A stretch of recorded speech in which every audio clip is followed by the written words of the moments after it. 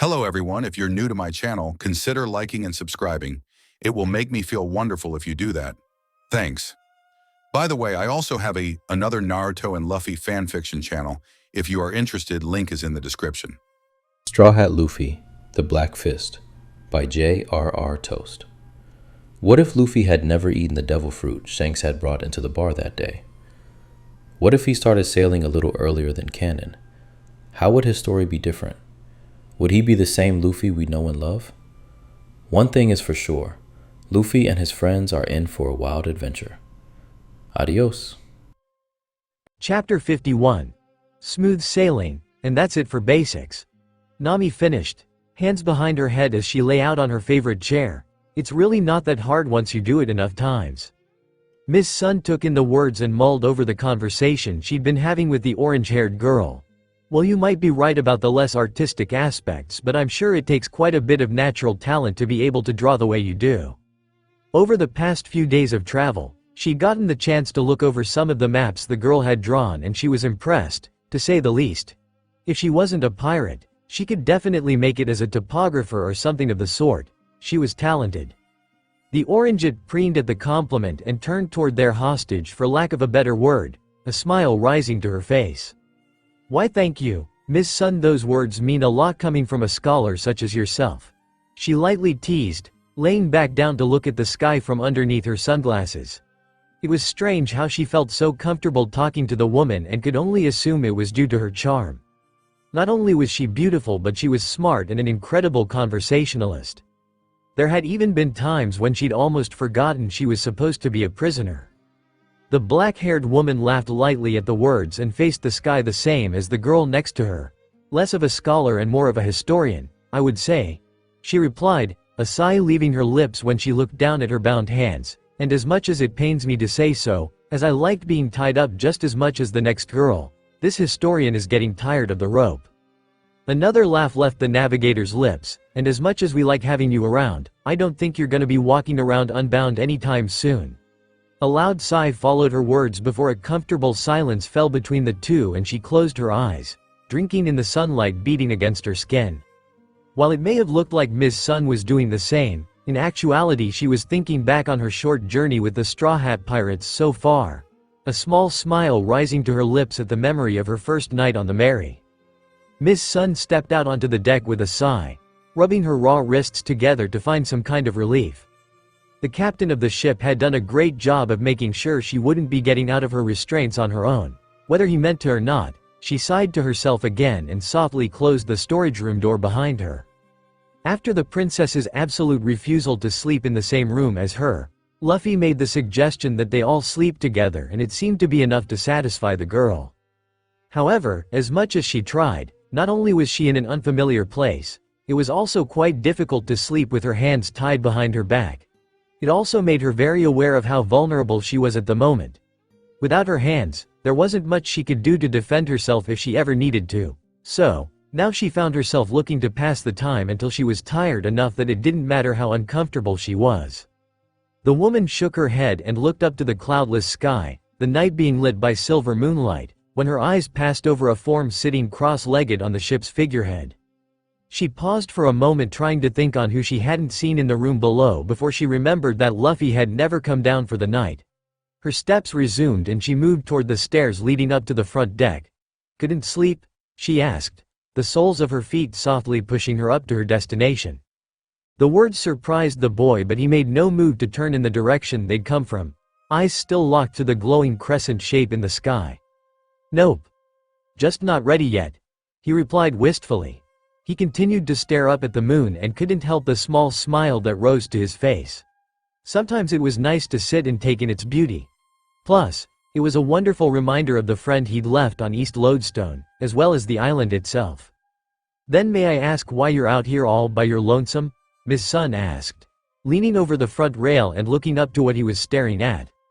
The question made Luffy sigh, and he turned toward the woman to look at her from over his shoulder, just looking at the moon.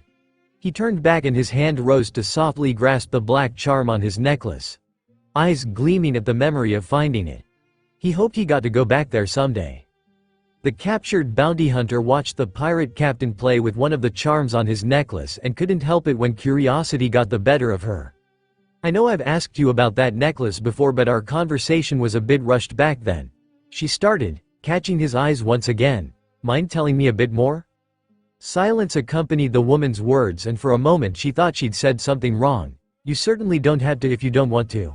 I just find myself curious about it. As well as that new charm of yours." She let her gaze drop to the golden lighting bolt melded into the braided leather. "It's quite beautiful." "Thanks," Luffy eventually replied, fingering the charm in question. "Nami gave it to me." He thought on the woman's query for a moment before sighing. "I honestly don't remember a ton about how it got made, if that's what you're asking." He looked back over at her and shrugged. "Shanks said a bunch of complicated things about it that I didn't understand, like awakenings and some other stuff." "Shanks?" Ms. Sun questioned, her curiosity rising intensely as the rest of what he'd said floated in one ear and out the other. "He couldn't mean that Shanks, right? As in red-haired Shanks?" she asked in slight disbelief. Luffy laughed at the wide-eyed look she was sending him and made to stand, stretching out the soreness that had come with sitting for so long. "That's the one." He pointed to the hat resting on his head. "He gave me this too." The words immediately registered as truth, but the woman still couldn't believe it. He knew an Emperor of the Sea? It took her a moment, but she eventually came out of her shock, a coy smile rising to her lips. "You've got friends in high places, Mr. Luffy." A groan left the pirate captain's lips as he stepped down from his place. "I told you to call me Luffy. Mr. just sounds weird." Ms. Sun's smile became more genuine, and if she could have, she would have raised her hands in surrender. "Fine. Fine. You win, Luffy. Still, red-haired Shanks is quite the acquaintance to have." The words seemed to satisfy him, and he shot her a curious eye, ignoring her comment in favor of asking a question of his own. "What are you doing up so late?" the straw-hatted teen queried, making to step in the direction of the stairs. The woman immediately turned her back to him and wiggled her fingers. "It's a little hard to sleep with your hands tied behind your back." A laugh rose from Luffy's throat and he stopped next to her. "Yeah. That doesn't sound too fun." He glanced around the deck for a moment, checking to see if anyone else was around before taking a good look at her bound wrists. "Let me see those," he said before he could think on it any further. Ms. Sun glanced over her shoulder curiously and found him messing with the rope that was keeping her from using her devil fruit. "I promise you did a wonderful job. No reason to make them any tie." She stopped herself in shock when she felt the cord loosen and her hands drop to her sides, immediately making to turn. "Try anything and you go over the railing," Luffy warned. He was pretty sure she wouldn't, but it never hurt to make sure. He watched her nod and motioned to turn the rest of the way toward him, to which she complied. "Hopefully, this'll help you sleep a little easier," he said as he pulled her hands together. It only took a moment before he stepped back, her arms now secured in what he assumed was a much more comfortable position. "That should do it." The woman looked at him in front of her before looking back up at the smiling boy.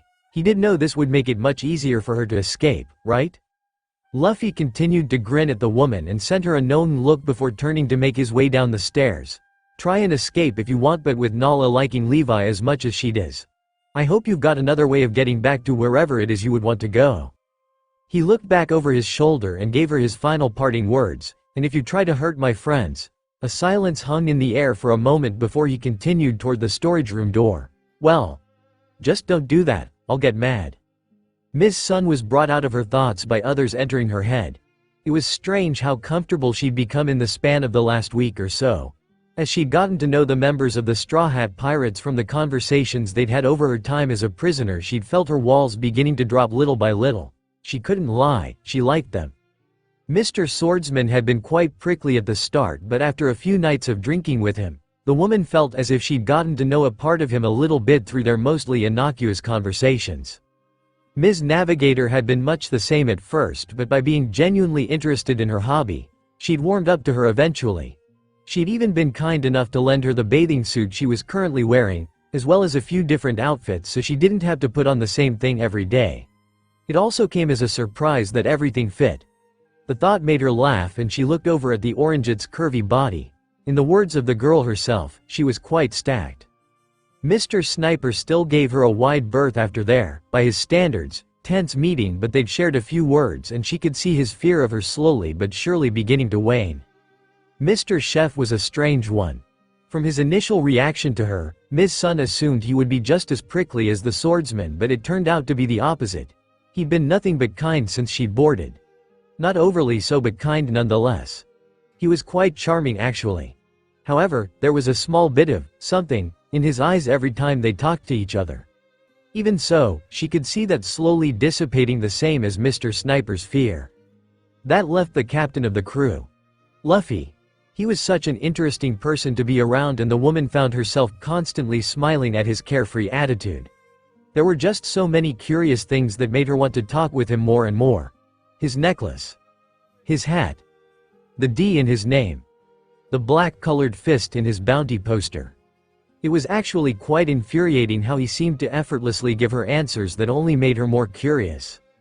Also, his joy was so infectious that, if not for her bound hands, Ms. Sun was sure she could have forgotten she was technically a prisoner, because she really didn't feel like one. As crazy as it was, for the first time in what was probably years, she felt herself slowly relaxing in the company of these people, and she wasn't quite sure how to feel about it.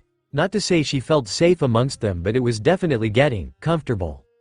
The woman was brought out of her musings by the sound of the galley door opening, and she turned to find Mr. Chef making his way in her and Nami's direction with a round platter balanced on one of his hands.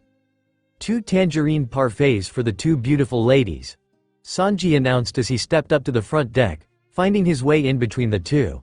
He knelt, handing one over to Nami, who thanked him and dove into the sweet snack, before he turned to the woman on his left. He went to hand over her cup but stopped when he remembered her bound hands, a small frown taking residence on his face. "You could always feed me, you know," Ms. Sun teased when she caught him looking at her bindings. A laugh bubbled from the blonde's throat as he rose from his place beside her, and, even though he hadn't missed a beat, she still thought she saw some sort of something in his eyes that she couldn't quite describe. "I'm sure Nami could handle that," the chef said with a look over at the other girl, making to hand over the second drink.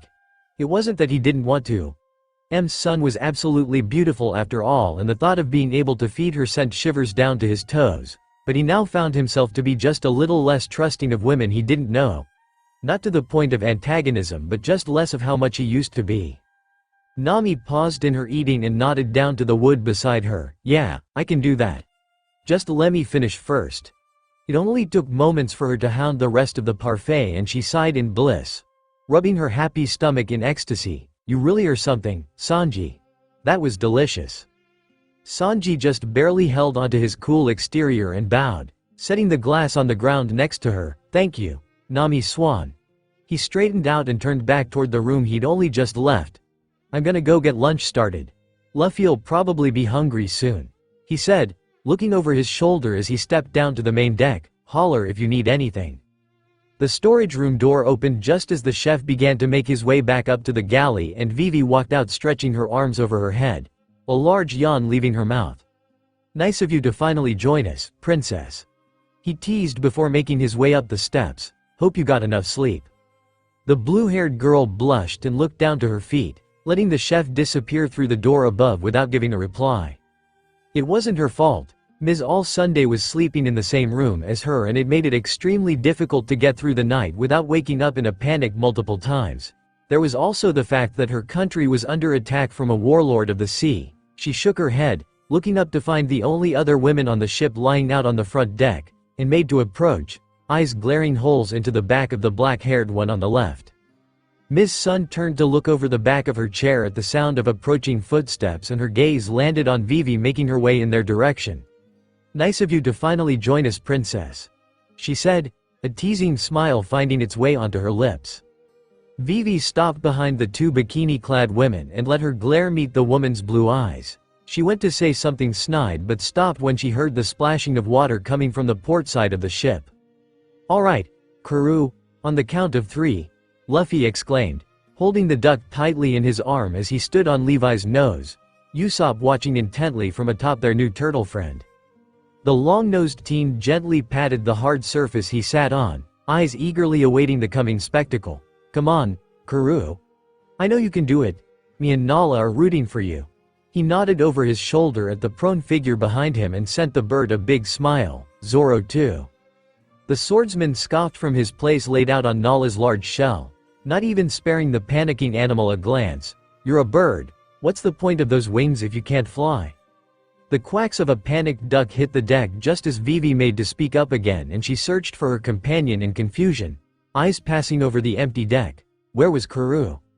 "I think what you're looking for is down below, princess," Miss Sun commented, turning away to lay her head back down. Her bound hands lifted and she pointed over the side railing. She could feel the scowl scent at the back of her head but made no move to turn, setting her arms down and making to resume the conversation she'd been caught up in. She'd never expected herself to be interested in maps and drawing them, but somehow Ms. Navigator made it sound intriguing and she wanted to know more. 2. Nami sat up from her long chair before the woman beside her could get a word out and pulled her sunglasses down to rest on the bridge of her nose. "Better be quick, Vivi. I'd gonna make it otherwise." Vivi frowned at the words and quickly stepped to the side rail to peer over at the water below. What was Karoo doing down there? 3.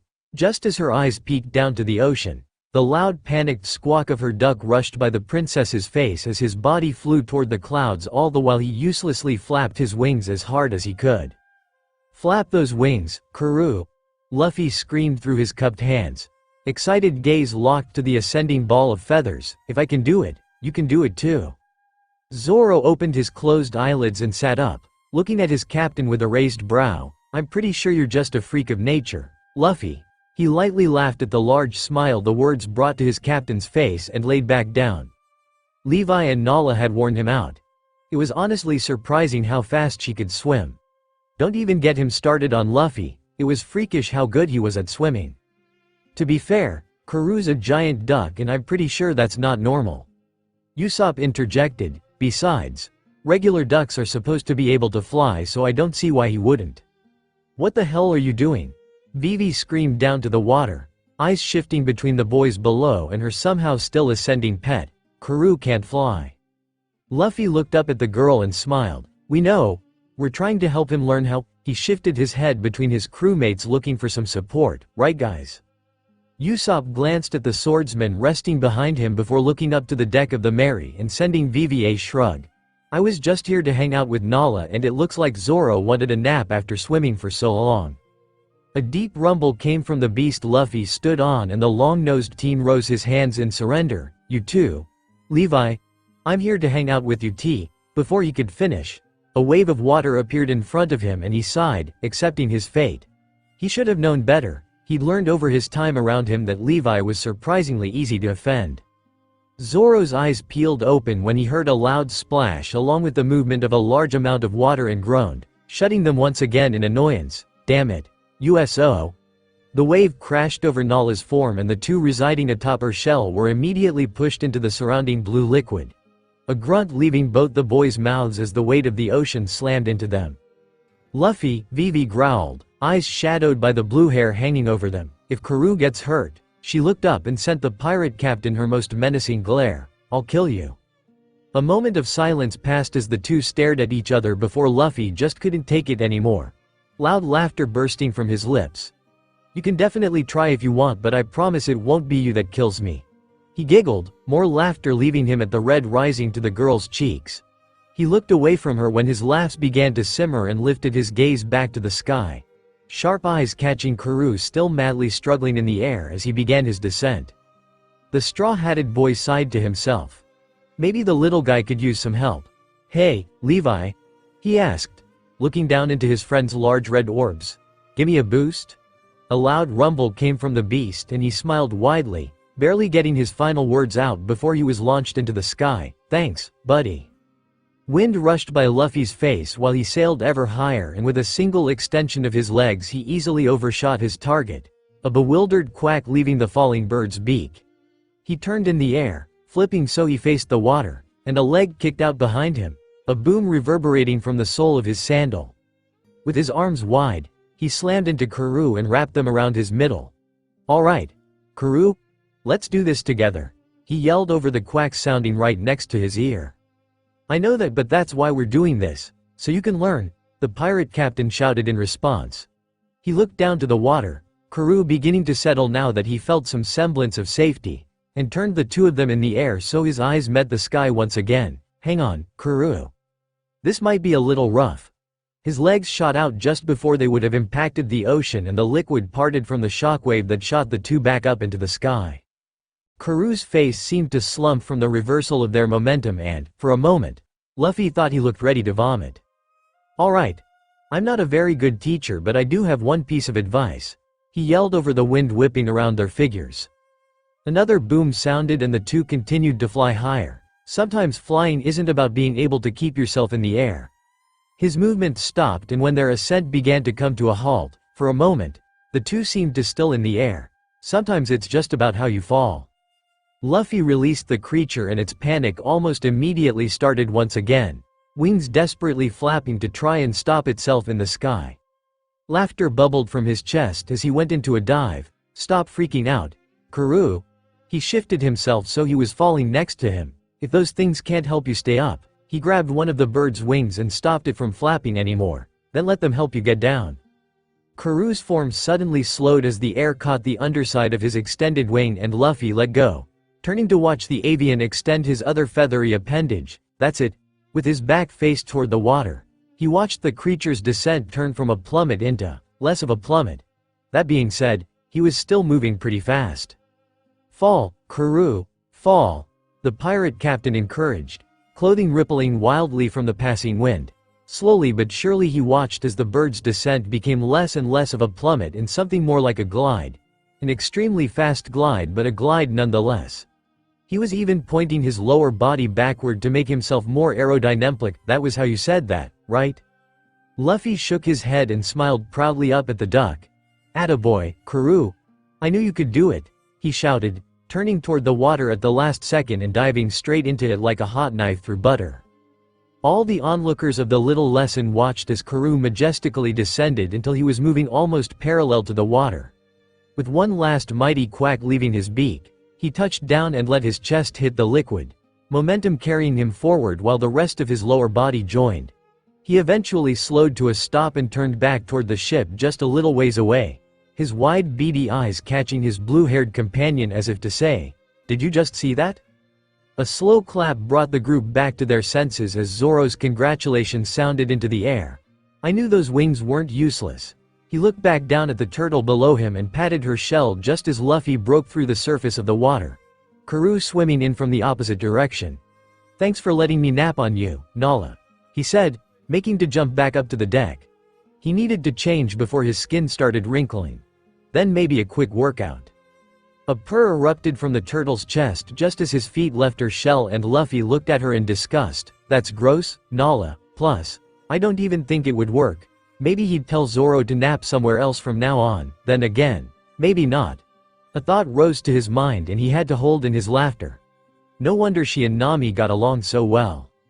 "That was amazing, Karoo," Vivi yelled down to the water excitedly, the sound of the swordsman's feet slamming into the deck coming from behind her. "You actually flew." She'd honestly never thought it possible with the way he was built.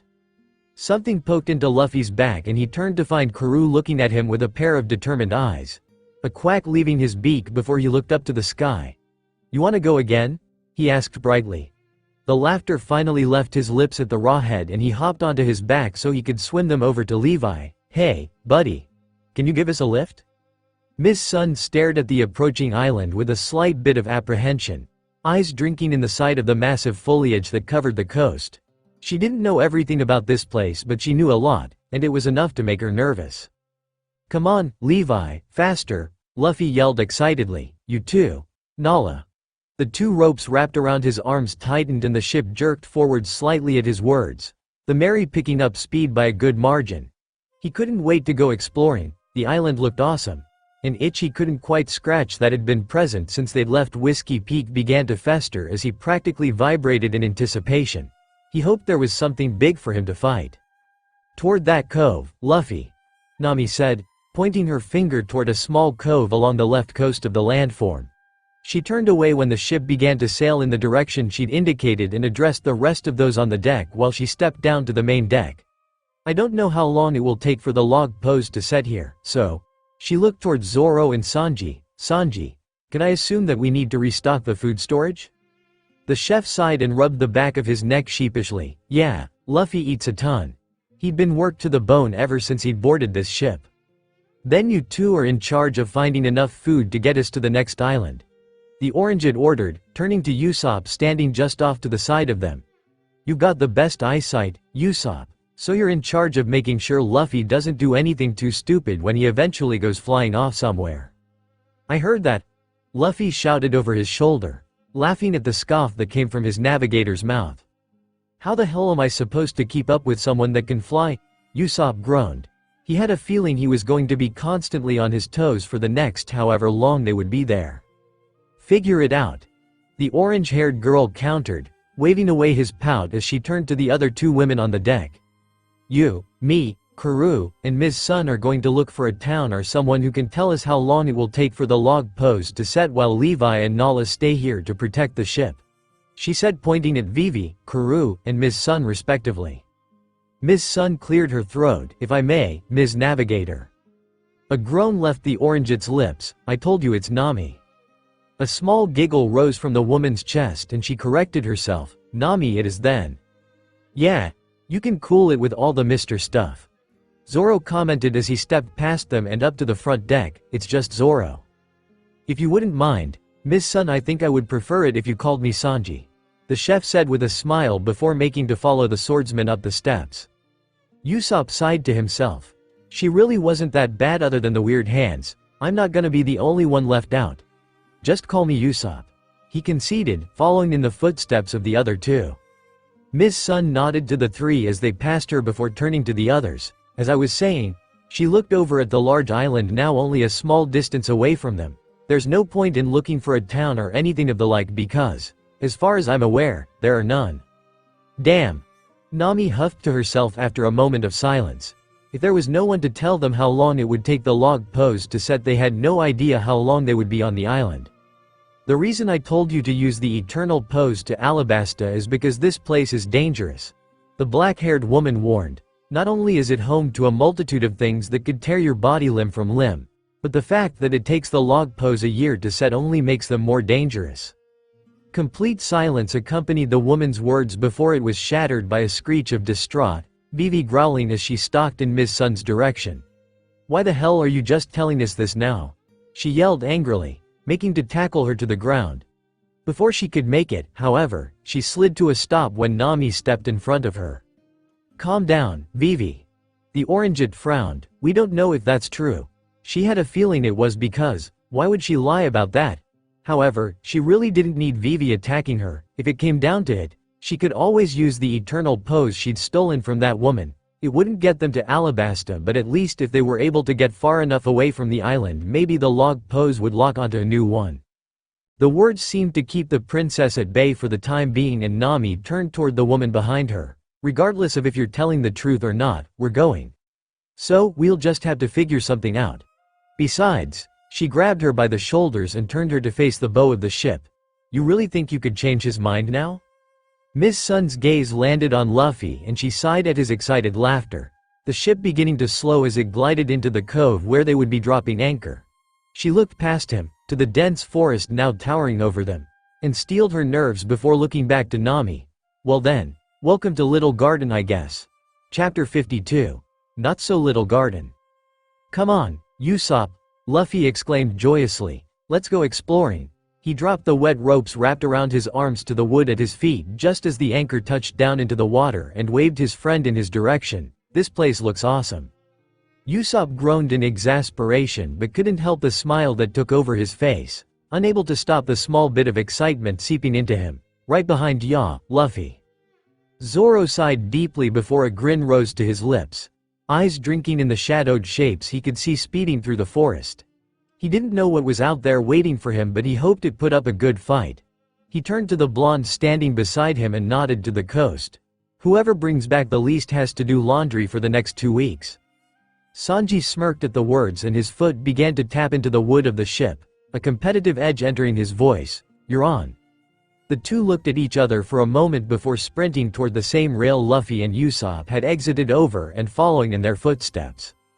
Alright, ladies, Nami said just as the two leapt over the side of the ship. Karoo sent her an irritated quack and she giggled lightly. And you, Karoo. She waved them over and turned to face the island with curiosity in her gaze. Let's go get a good look at this place. She couldn't draw a map if she didn't at least get somewhat familiar with it. Miss Sun raised her hand to grab the girl's attention. If you don't mind, Nami, I think I'd rather stay on the shish. Sorry, Miss Sun, but there's no way I'm letting you miss out on our little girl's trip. The Orangeite responded before she could finish, making her way behind and coaxing the woman forward by the shoulders. Come on, have a sense of adventure. Vivi scoffed as she came to stand beside the other two, Karoo stopping at her side. What? Is the big bad bounty hunter scared? Yes. Miss Sun immediately replied, as I said before, this place is dangerous. The blue-haired girl looked at her with a good bit of skepticism before turning away and getting another look at the dangerous island. It looked like any other island to her, besides the massive fauna. A large shadow moving through the forest caught her eyes and she unconsciously took a small step back. Whatever it belonged to, it was big. Okay, so maybe this place wasn't safe per se. The black-haired woman sent the princess a knowing look, having caught a glimpse of the shadow as well. Still don't believe me? She asked with a smirk. Yeah, we believe you. Nami interjected, pushing her to Mary's side railing and leaning over it. Hey, Nala, Levi, she shouted down to the water below. You guys mind giving us a ride over? A deep rumble and a higher-pitched purr sounded from the two creatures and she sent them both a smile as they swam in her direction. Thanks, guys. She turned back to Miss Sun. A look of not quite fear but something of the like on her face, and sighed, eyes dropping to her bound wrists. The Orangeite looked back up and her brown orbs met a pair of large blue ones, a groan sounding into the air when she broke eye contact to stare up at the clouds.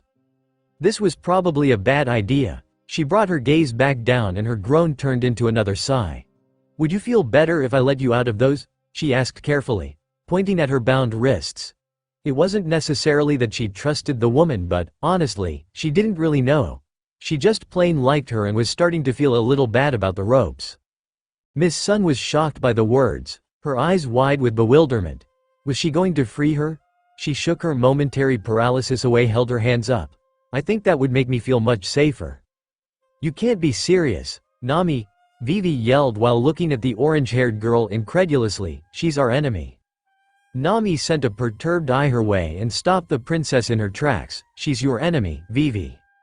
A gasp came from the girl's mouth and she stepped back almost as if struck by the words, the Orangeite sending her a thin-lipped smile. And we know you just as well as we know her.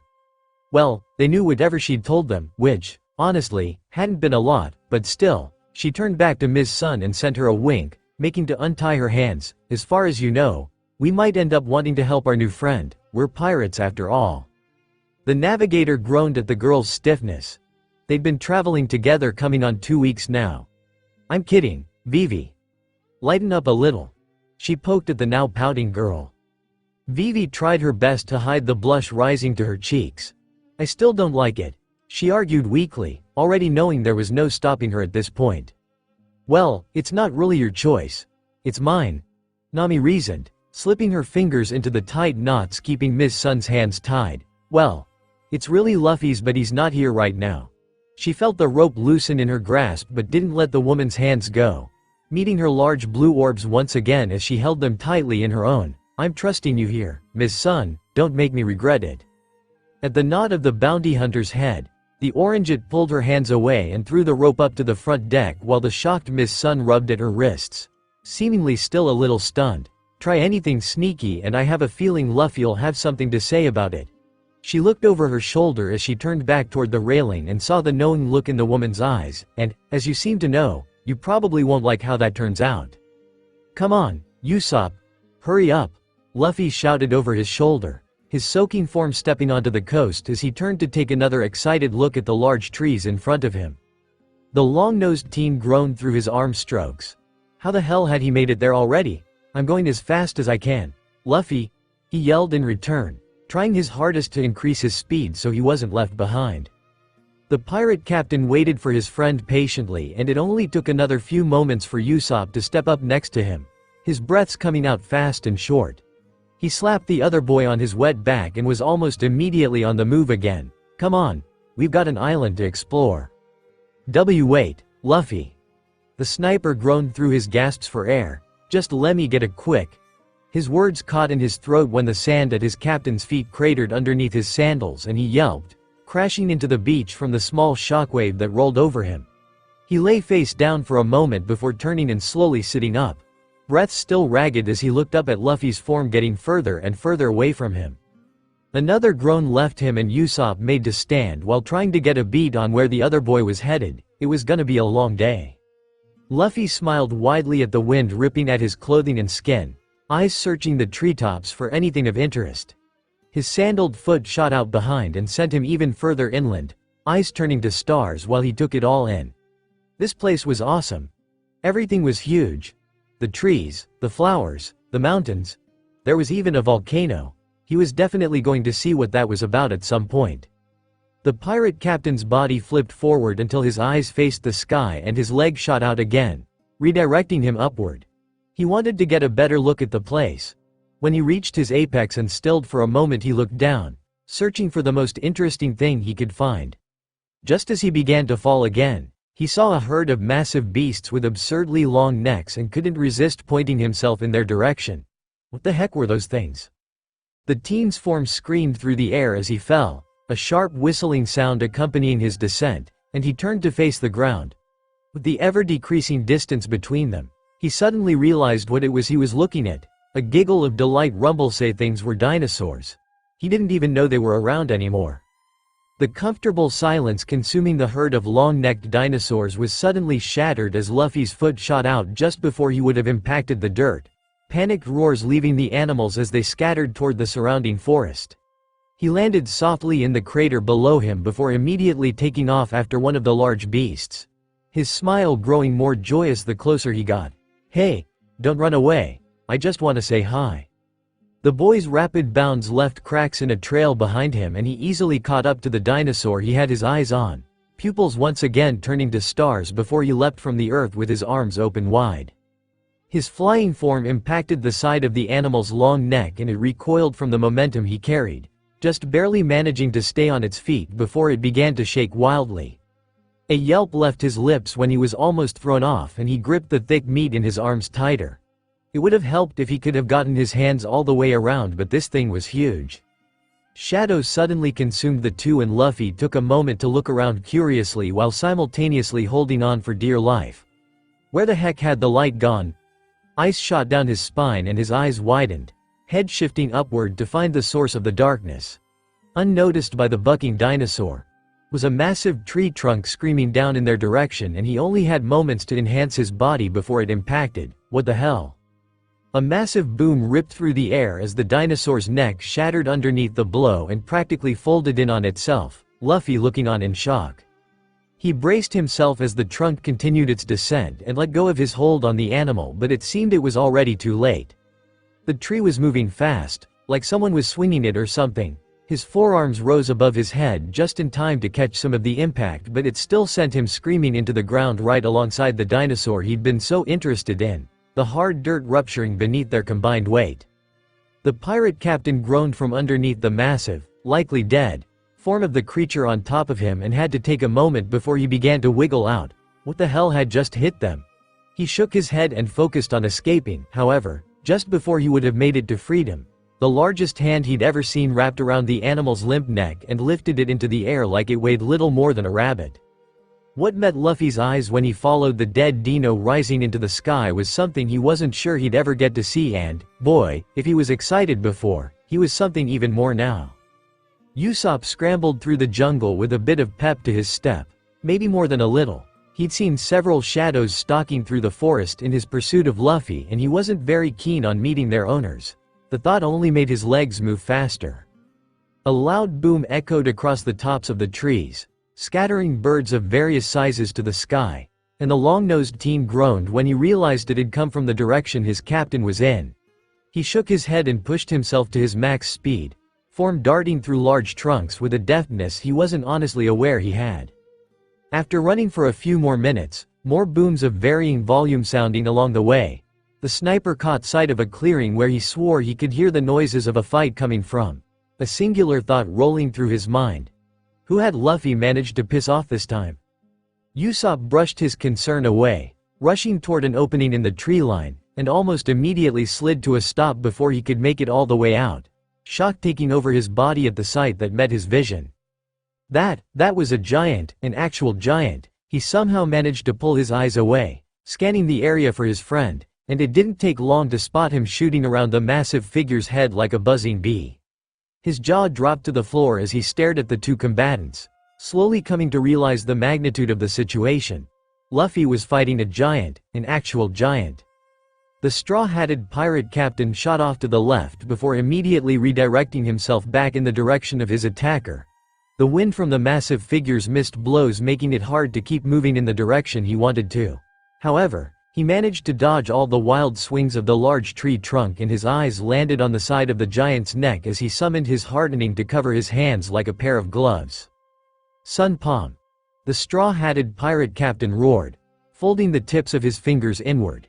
He extended his legs as sharply as he could, the friction of his outstretched palms against the air beginning to color his darkened appendages with a soft glow, and blasted off on a direct course for his target. The darkness of his hands dulled the brightness streaking behind him and his form seemed to blur into a thin line of gray light with an even darker point at its front, black meteorite. The giant bearded man swiped his makeshift weapon through the sky but it was far too slow, his body jerking to the side from the impact of the smaller form.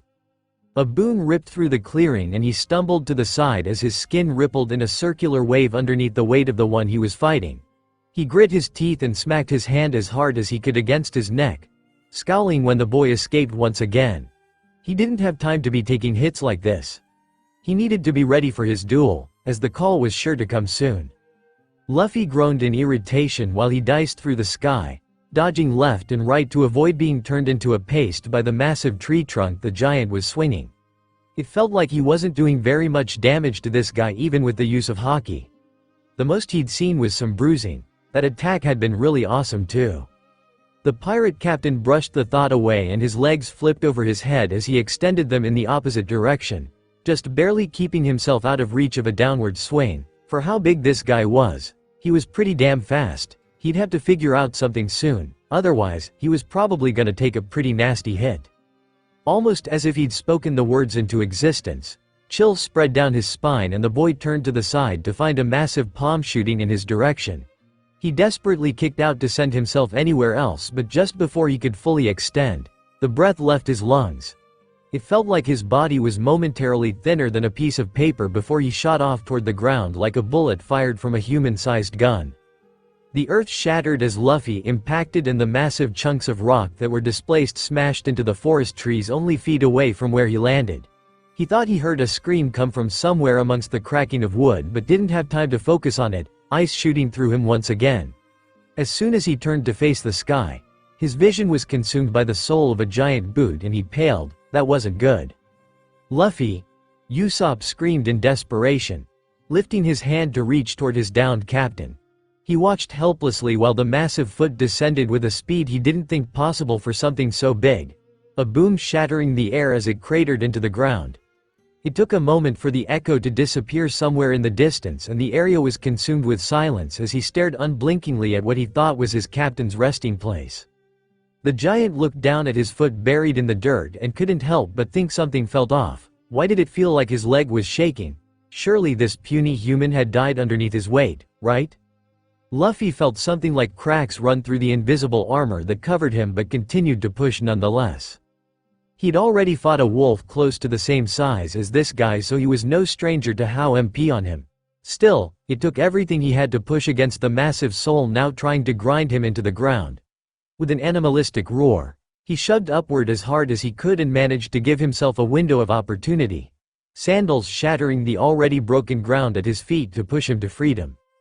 The giant's foot slammed back into place and the shockwave it created sent the teen flying forward, body ragdolling as he skid across the earth.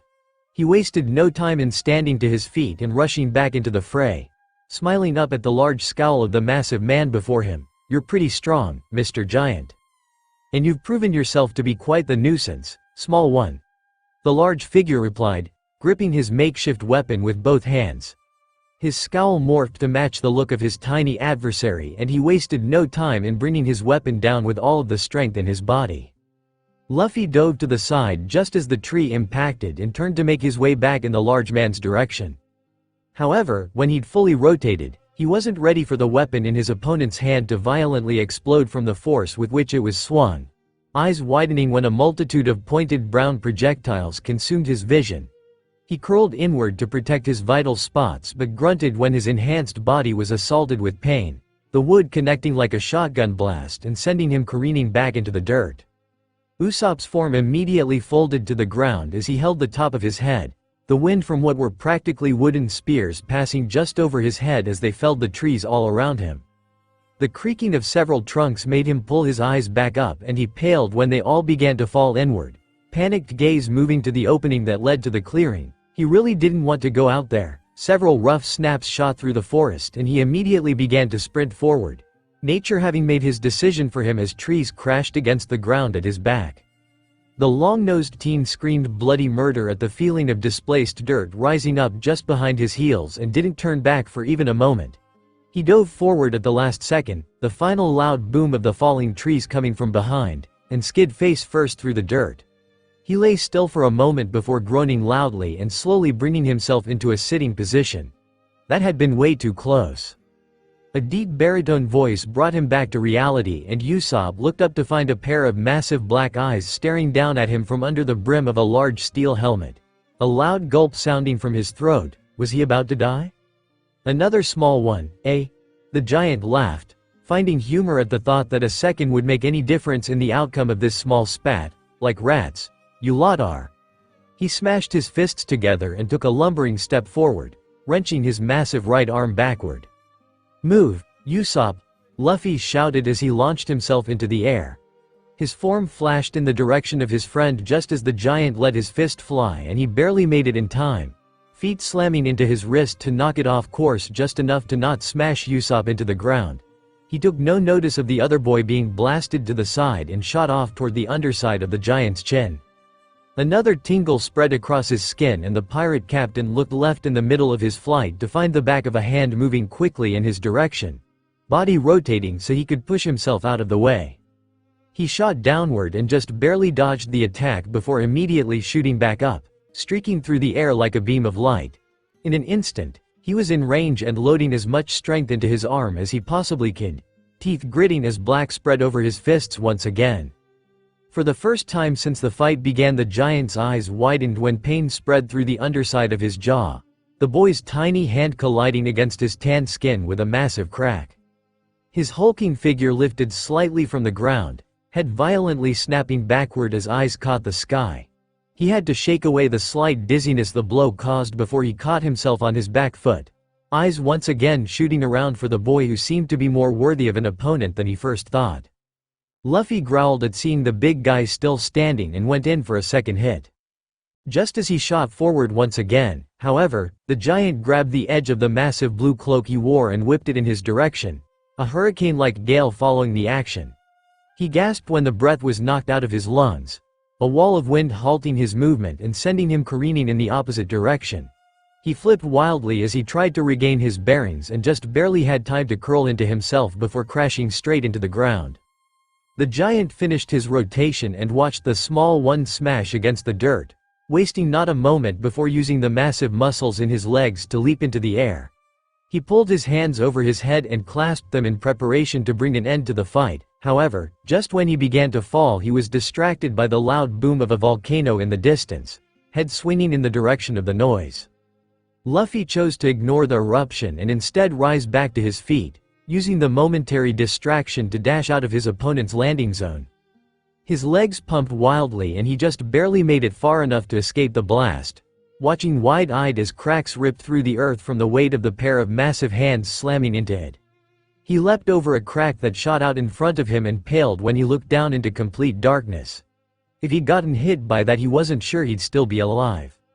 The pirate captain shook the thoughts away and turned on his heel to pursue the giant once again. However, he almost immediately halted in place when the huge figure's deep baritone voice sounded into the air, his hand held up as if signaling to stop. "I'm afraid we must wait to finish our duel, small one," the hulking figure said, looking off to somewhere in the distance. "I have other, more pressing, matters to attend to at this moment." "What the hell? Why?" Luffy groaned in annoyance, arms crossing in front of him in a pout. "We were having so much fun." The giant lifted his head to the sky and deep rolling laughter began to fill the clearing. "If you truly wish to know, I will tell you upon my return," he answered after letting the throaty sounds fade. He sent a large smile at the boy before turning to make his way toward where he knew Brogy would be waiting for him. "For one of your stature, I believe your strength has earned you at least that much." Loud booms sounded off in the distance as Zoro tore his way through the forest, but he ignored them in favor of continuing his killing spree, Kaguya and Kitetsu flashing out at anything that moved. He hadn't gone hunting for anything that couldn't talk in a while and was enjoying himself, to say the least. "Nitoryu," the swordsman growled, skidding to a stop. It also gave him the chance to try some things he hadn't had the chance to yet.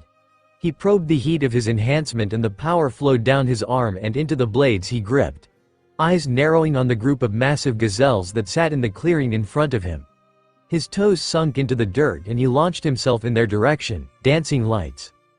Zoro's sword struck outward and seemed to hit nothing but air as he arrived in the middle of the group of animals, the skittish creatures already making to escape off into the forest while the sheen of his blades chased after them. The noise was odd, like it was the sound of multiple sword swings combined into one, and before any of them could take even a few steps, a latticework of small glittering purple lights consumed the area. In a flash of bright violet, all of the animals in the small clearing ceased their movement, each of their bodies falling to the ground. Zoro swiped his red-covered blades to his sides. He turned and grinned at the bloody sight that met him. He was proud of that one. Hopefully, he got to use it in a real fight soon. He shook his head and turned away from the dead animals, planning to let them sit for a while before coming back to see if something bigger would come to eat them. Zoro scanned through the dense forest and shrugged before picking a direction at random and making his way through the trees.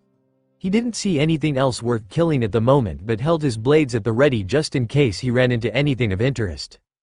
"Just die already, you shitty tigers, I am not doing Mosshead's laundry." The Verde perked up at the familiar voice and couldn't help but wonder how the hell he was so close. The cook had gone in the opposite direction of him. He grunted and decided to approach the place he could hear loud curses coming from. Stupid Blondie had probably gotten turned around in the forest and come back in his direction without realizing it. Sanji's leg snapped upward and caught a diving tiger in the throat, a crack signifying the loss of its life as it crashed into the ground. He spun on his heel and ducked underneath the reaching claws of another before pushing himself into a handstand. The soles of his shoes smashed into the fur-covered chest of the massive feline sailing over him and he felt its chest give way as he pushed straight through and out its back. The blonde heaved himself from the earth, the tiger's two halves falling at his sides, and flipped back up, heel flashing back down toward the blood-soaked grass. Before he landed, it found the top of a biting tiger's skull and its head compressed underneath his weight, eyes seeming to bulge before it splattered against the ground. Sanji stepped off the dead animal and clapped his hands together, not that it did much to get rid of all the blood. He sighed and looked around the area at the close to 10 abnormally sized saber-toothed tigers. They weren't big enough to be satisfactory, as he could only carry so much back to the Mary, but they might draw out something bigger, and bigger was what he needed. The thought of having to do Mosshead's laundry sent shivers down his spine. Sounds like someone might have been having some trouble with these little cats. The chef whipped around at the sound of the voice and stared at its owner incredulously. "Speak of the devil and he shall appear." He shook away his bewilderment and sent the swordsman a scowl. "What the hell are you doing here, Mosshead?" "Me?" Zoro questioned in annoyance, stepping into the area and eyeing the kill spread around it. "It was you who came back in my direction." Sanji took in the words and stared at the other boy in disbelief, head tilting backward before he groaned into the air. "You might actually be the dumbest person I've ever met." The Verde grit his teeth at the insult, black orbs narrowing into slits. "That's rich coming from you, lost boy." The blonde's head shot back up and he immediately began stalking in the other boy's direction, a large scowl marring his face. He went to reach out and grab him by his white collar but stopped before he could get close enough. What was that noise? Zoro let his hand drop from Kaguya's hilt when the cook stopped in his approach, a smirk spreading across his face. "What? You scared of me or something, Ko?" "Shut up, Mosshead," Sanji interrupted, turning to face the trees opposite of them. He ignored the growl coming from the swordsman and listened closely for the sound to come again. "Purru purru purru purru. You hear that?" the chef asked from over his shoulder. It sounded like a dendenmushi, But why would one be out there in the forest? Zoro's growl quieted and, despite the growing annoyance in his chest, he tried to listen for what the cook was talking about. He waited for something to hit his ears and almost went to tell the idiot off for hearing things but stopped himself, just barely catching a hint of something coming from deeper in the forest. Purru purru purru purru. The area was silent while the two listened to the Den Den Mushi's rain for a moment before a grunt left the Verde's mouth as he shouldered past Sanji in pursuit of the noise, the chef turning to follow with a groan. At least let me go first, Mosshead. You'll just somehow get us more lost than you already are. Shut it, cook. You're the one who's lost, so, Vivi. Nami said, grabbing the girl's attention from her place atop Karoo. They'd been walking for a while, Ms. Sun taking point as she seemed to have a keen sense for danger and how to stay out of it, and throughout almost all of their journey they only really talked to each other. She'd been trying to think of a way to get their third to come out of her shell a little bit when it finally hit her. She wiggled her eyebrows and sent the girl a playful smile as she looked down at her. Got anyone special in your life? A blush washed over the princess's cheeks and she looked down to Karoo's feathery head in embarrassment. I'm a princess, Nami. And, the Orangeade asked expectantly, not really understanding why it mattered. I think she means that she's saving herself for a political marriage if the need ever arises. Miss Sun interjected from the navigator's other side, a small laugh leaving her lips at the turn their conversation had taken. She looked up at the princess and smirked when she caught her eye, but that doesn't mean there isn't someone you have a romantic inclination toward. Exactly, Nami exclaimed, jumping up to sit behind the other girl before setting her chin on her shoulder. So, come on, tell us. Vivi's cheeks seemed to somehow grow redder and she scrambled to find words, Nami's close proximity making her even more embarrassed. Well, I guess there are a few. A few? Ms. Sun poked, laughing lightly at the horrified look that took over the blue-haired girl's face when she realized what she'd said. Quite the temptress, aren't you, princess? Vivi waved her hands in panic as if the action would somehow dissuade the woman from her line of thinking. It's not like that at all. She paused in thought for a moment before slowly starting again, her embarrassment fading into contemplation. There's a man named Pell that I've known for as long as I can remember. She paused again, biting her lip when she came to the realization that she was spilling her guts in front of someone who was supposed to be her enemy. And, Nami emphasized, nodding at the princess to continue. Who is he? What does he look like? Is he handsome? Cute? Both? The question made the princess laugh and she had to gather herself before answering. She glanced down at Ms. Sun and sighed, throwing caution to the wind. It felt nice to talk like a regular girl for once. He's not really all that handsome or cute, to be honest. She admitted, smiling at her hands. He wears weird clothes and a lot of makeup, but he's kind and I've grown very fond of that kindness. Vivi thought on their relationship for a moment before her thoughts turned to another. Looking at Nami out of the corner of her eye, there's only one other man I would say, I like, and I'm not sure I can even say that much. Koza came to mind for a moment before she shook her head. She hadn't seen him since she was a little girl. Even so, she had been quite fond of him back then. She hoped he was doing all right. The blue-haired girl brushed the stray thought away and turned back to the front, a smile rising to her lips at the excited look on the Orangeade's face. He actually isn't from Alabasta, she said, already seeing the questions in the other girl's eyes. I only really knew him for a couple months before I left the kingdom around 2 years ago. Nami looked at her curiously. So, how'd you meet him? The princess sighed and glanced over to Ms. Sun as her eyes darted through the forest. She'd already come this far. Nami would probably wring her neck if she stopped now. That has only ever consisted of natives from my country, but he was able to make a name for himself as he rose through the ranks of the army and became the first that wasn't. She explained, trying to give a little context. Because of his accolades, he was offered a place on the royal guard by my father himself a few months before I left. Vivi sighed as she pictured the man's face in her mind's eye. Unlike Pell, I think I'm attracted to Sir Robert in a different way. Maybe a little more physical. She blushed and shook the image out of her head.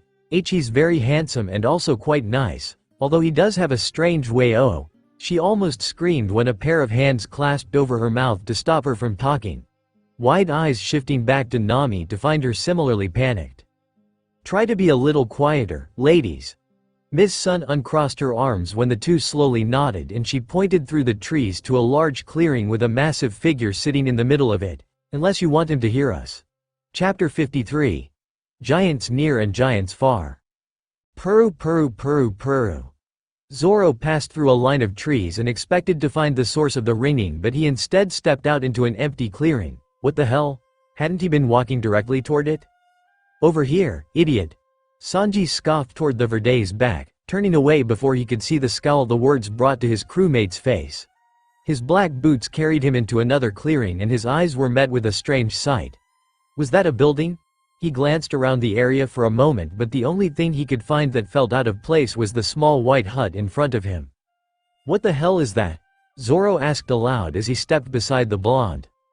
The chef scoffed again before resuming his steps toward the strange dwelling, a house, obviously.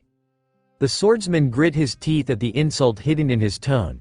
I know that, damn it. He growled, making to follow the cook's lead. I meant, why is it here?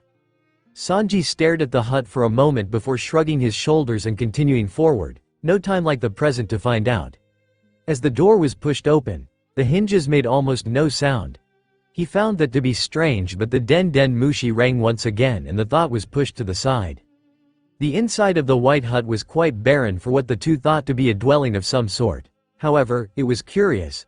The few furnishings there all seemed to be made of the same material as the structure itself.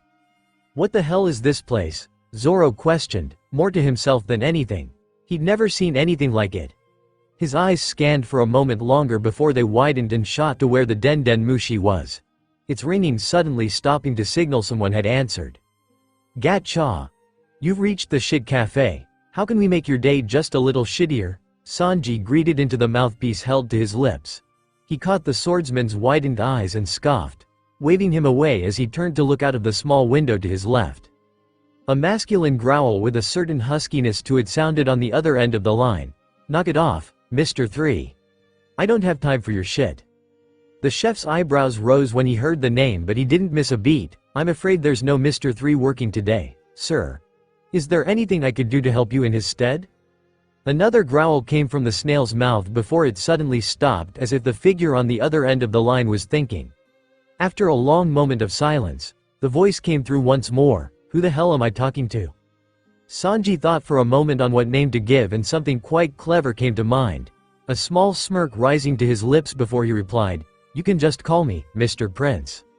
More like shit, Prince. Zoro mumbled quietly as he once again began glancing about the room. A tick mark formed on the chef's head, but he ignored the comment and took a deep breath. Can I assume this to be Mr. Zero? He waited for a reply, but when one didn't come he decided to see how far he could push the man on the other end, or should I say, Sir Crocodile. Sanji went to continue but stopped when the call suddenly ended, static sounding through the mouth of the large snail. He sighed and hung up the den den mushi, thinking on the small bit of new info they'd acquired. This Mr. 3, whoever he was probably somewhere on the island. Why? He hadn't a clue, actually. Now that he thought about it, he probably should have just pretended to be him. Well, hindsight's 20/20 and all that. Done talking to your boyfriend? The Verde jabbed, a smug look rising to his face at the clenching of the cook's jaw. Ah, did I hit a nerve? Shut up, you shitty piece of grass, Sanji yelled with shark teeth, uncaring of the fact that his voice could probably be heard through the surrounding forest. I don't have a damn boyfriend. Zoro only crossed his arms and turned away, the corners of his lips turning upward into a smirk as he made his way back to the door. Seems like someone's a little defensive. A growl erupted from the chef's throat and his black boot dug into the strange white material at his feet. However, just when he went to launch himself at Mosshead's back, the echo of a familiar roar stopped him in place. The two looked at each other for a moment, the same thought passing through both of their heads in the silence. Was that Levi? Try to be a little quieter, ladies, Miss Sun advised, uncrossing her arms at the tentative nods from her two companions.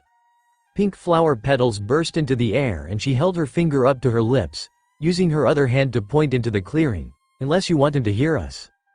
Nami's vision shifted to see what she was referring to and her arms involuntarily tightened around Vivi's middle. Is that a giant? She whispered unbelievingly. The princess's eyes widened, her fingers gripping Karu's large feathers almost as tightly as Nami was gripping her. She tried to form words in her frozen state but couldn't seem to find the willpower. Gaze firmly locked on the massive figure sitting just beyond the tree line. "I believe you would be correct in that assumption," Ms. Sun answered in an equally quiet whisper. Her eyes drank in the sight of something she hadn't seen since she was a little girl, and she couldn't help but compare him to Saul. The closer she looked, the more she realized that they weren't all that much alike, but just the fact that she was seeing another giant was enough to make her think of him. A massive boom erupted through the air and brought the woman out of her thoughts in an instant, head shifting up to the sky.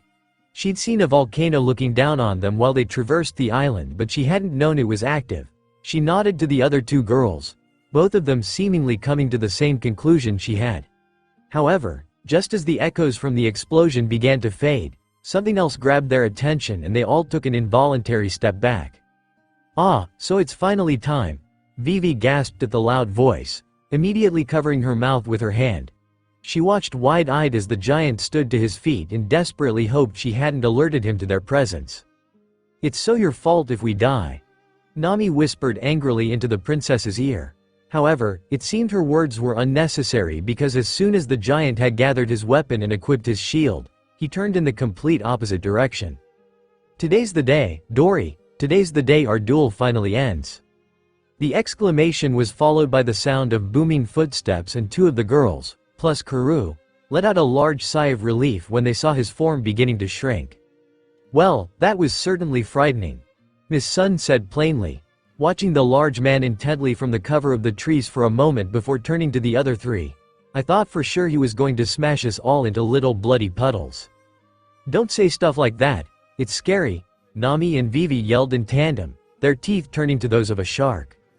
The sight got a small giggle out of the black-haired woman and she let them die out before looking at the two of them expectantly. "Still don't believe me about how dangerous this place is?"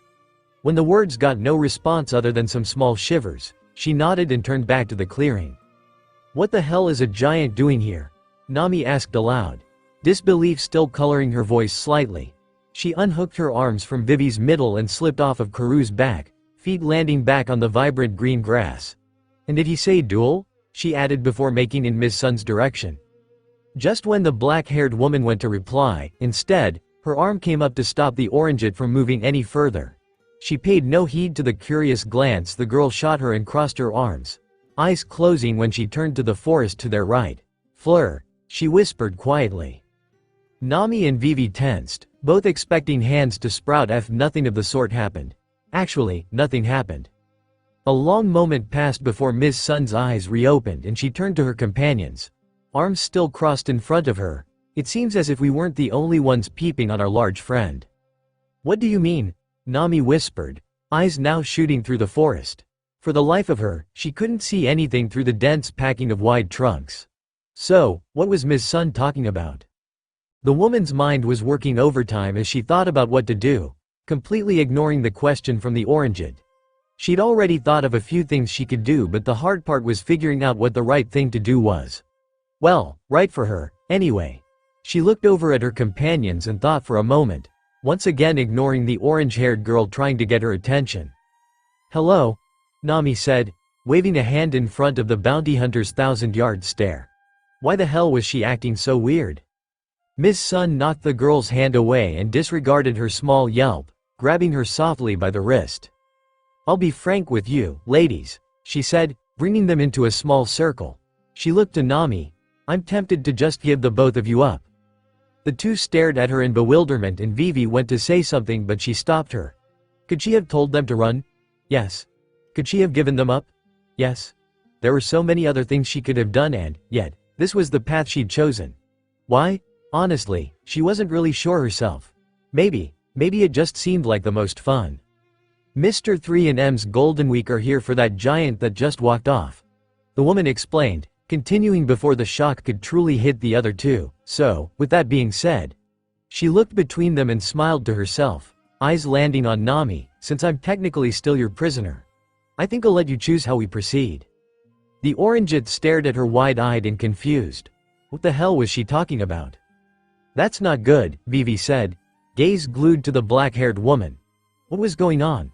Why hadn't she just given them up the moment she knew they were there? She was Ms. All Sunday, second in command of the organization that was single-handedly ripping her country apart. She was supposed to be nothing but evil, just like the rest of Baroque works, right? A silence rolled over them as the words were processed, but eventually, it was broken by Nami. "Yeah, we're leaving," she ordered, a defensiveness entering her posture as she turned to look at Ms. Sun. "Let's not pretend that we've got any chance against you with that devil fruit of yours," she said honestly, slowly stepping back toward Karoo. "So, I hate to ask, but," she reached into the duck's saddlebag and pulled out a length of rope before facing her once again, "would you mind?" Zoro and Sanji dashed through the forest with reckless abandon, cutting down anything that stood in their way, whether it was living or not. Nothing else mattered besides getting back to the coast. The Mary could be in trouble. Yet another roar came from the direction they were traveling, and their speeds somehow increased even further.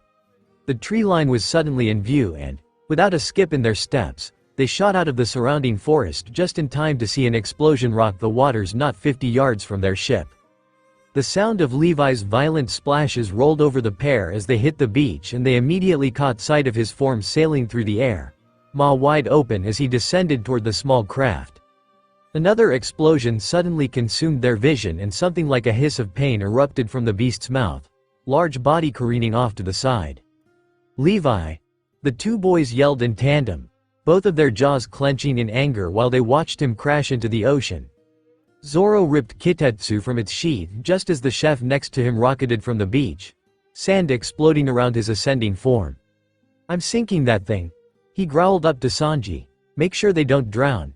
It took mere moments for the Verde to raise his sword over his head, and, by that time, the chef's body was already beginning to descend. Sanji scowled in the other boy's direction. "Don't tell me what to do, dumbass." Too late for that. Zoro's frown morphed into a bestial grin as his blade slashed downward, eyes seeming to glow purple in the light of the flying slash that left its razor-sharp edge. "I think me and old booger boy need to have another chat." Sanji dropped through the air like a missile, but he could already tell that he'd been beaten to the punch. He scowled to himself at the thought, his smoking foot cooling when he realized he'd be going with Mosshead's plan after all. Just as a vertical slash of purple light sheared through the center of his target, a humanoid form flashed by his face and startled him. Were those lemons? He smashed into the deck and straight through to the water underneath before he got the chance to look again. However, as soon as the chef entered the ocean, he couldn't bring himself to think about anything besides his impending doom, paling when he realized where Levi had gotten off to after he'd taken that hit. Zoro's eyes followed the woman floating above her already sunken boat and huffed in irritation. "Damn devil fruits." Kitetsu rose again, but when he went to send another flying slash in her direction, Levi's deafening roar stopped him. He watched the water give birth to the beast's massive open jaws in morbid fascination and could have sworn he saw a patch of blonde somewhere amongst the wreckage inside. The sea creature overtook the woman in an instant, and the Verde had to stop himself from laughing at the comical image of her realizing what was about to happen just as Levi's mouth snapped shut on top of her. A large splash followed the beast's landing back in the ocean, and Zoro could only stare blankly as he submerged again. A moment passed while he waited for the cook to emerge from the still rocking waves, but he never came. Another moment. Nothing. Another. Nothing. Certainly, Levi hadn't. Right? The thought immediately sent his held-back laughter escaping from his lips. "Eaten by your captain's pet," the swordsman wheezed. "What a way for the shit prince to go out." "All right." Nami sighed in exasperation, breaking the long silence that had consumed the group since they'd begun their trek back through the forest. "I can't take it anymore." "I got no." She turned toward Ms. Sun and eyed her questioningly. "Why'd you do that back there?" The black-haired woman smiled softly at her bluntness. "Whatever could you mean, Nami?" She winked at her before lifting her tied hands and wiggling her fingers. "I'm your prisoner, remember?" The orangeette groaned into the air. "You know that's not what I want to hear." She turned to look over at Vivi and shrugged. "I think that's all we're gonna get, princess." The blue-haired girl suddenly growled in irritation and glared at Ms. Sun. "You make no sense and it's driving me insane." She jumped off of Karoo and stepped in front of the woman, stopping the group in its tracks. "You've been nothing but infuriatingly nice the whole time we've been together. That part one could chalk up to acting, but that," she said, pointing back to where they'd come from, "I can't see why you would do that." Vivi waited for the woman to say something but no reply ever came, so she continued her tirade. I know you could have been lying but, it just didn't feel that way. Her head drooped like she'd somehow been defeated by the silence. How can I hate you if I feel like you somehow just saved me? More quiet met her words as she stared down at her feet, and if it's not all an act, if this is the real you, then how can you willingly work for Crocodile when you know what it is he's doing? Let me ask you a question, Vivi. Miss Sun said, stepping around the girl and getting the group moving again. Why is it that you decided to join Baroque Works? The bewilderment away and hopped back onto Kuru, Nami jumping up behind her. It was for my country, she stated proudly, wondering where this line of thought could lead to. So, you had a personal reason for joining, yes? The black-haired woman queried. She received a tentative nod in return and continued. I also had a personal reason for joining, well, a few, but personal nonetheless. She glanced over her shoulder at the two intently listening and sighed before facing forward again. I think the difference between the two of us, Princess, is quite simple. I am very selfish. And you are very not. Miss Sun could feel her start to ask a question, so she stopped the princess with more of her own words. I may not be the monster you think I am, Vivi, but as long as I get what I want out of working for Crocodile, I'm quite uncaring of what happens as a result of that. Nami laughed aloud at the words and it seemed to startle the girl in front of her. You sound like a pirate, Miss Sun. She giggled, ignoring the scowl Vivi was sending her. She knew an argument was coming and really didn't feel like listening to the princess go on about morality and whatnot. The black-haired woman sent a smirk at the giggling girl from over her shoulder. Is that an offer to join your crew? Her laughter petered out and the orangeette shrugged apologetically. Afraid I can't do much for you there, sis. That's Luffy's choice at the end of the day. Best I can do is put in a good word. The response got a small laugh from Miss Sun. I just might have to take you up on that. I can't lie, I've been enjoying myself quite a bit so far. It wasn't a serious answer but she couldn't say it wasn't at least partially truthful. A loud boom echoed across the tops of the trees and startled the group from their conversation, heads snapping in the direction it had come from. It took Miss Sun a moment of listening to the subsequent booms, sounding at abnormal intervals, to figure out what they were hearing. I guess our giant friend must have found his dueling partner. She mused, grabbing the rest of the group's attention. She waved them to follow as she started to traverse the now rumbling ground once again. I don't know where it is you wanted to go but we won't get there by standing around. The words snapped Nami out of her stupor and she sent the woman a nod. She was right, they needed to get moving. The orangeette nudged the girl in front of her and she, in turn, nudged Kuru to get them back on track, his quick steps easily pushing them to Miss Sun's side. We're heading back to the ship to wait for one of the boys, she said authoritatively, steering them toward where she thought they'd docked the Mary. With Luffy being Luffy, she didn't expect to see him or Usopp anytime soon so she figured they'd probably be waiting on Zoro or Sanji.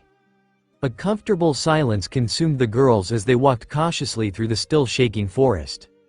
Various animals gave them a few scares along the way, especially due to their size, but none seemed interested in their little group. It looked like they only wanted to get as far as they could from the two clashing titans in the opposite direction.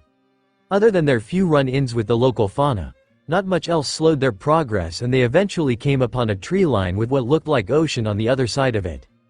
Before any of the girls could get a word out to their companions, the splashing of water and what sounded like deep irritated growls met their ears and they stopped for a moment, looking at each other.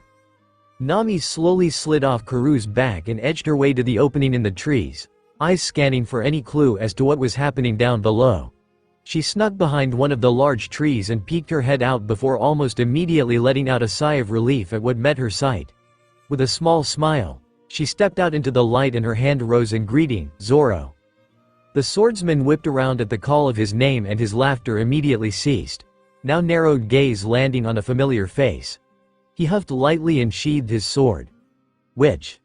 He replied, waving a hand over his shoulder. The orangeette scoffed at the nickname. Was he ever going to stop calling her that? She shook her head and waved the other three in her direction, making to lead them down to the beach. It's just the boys. A sharp intake of breath had her eyes turning back to find Sanji rising out of the water carrying people.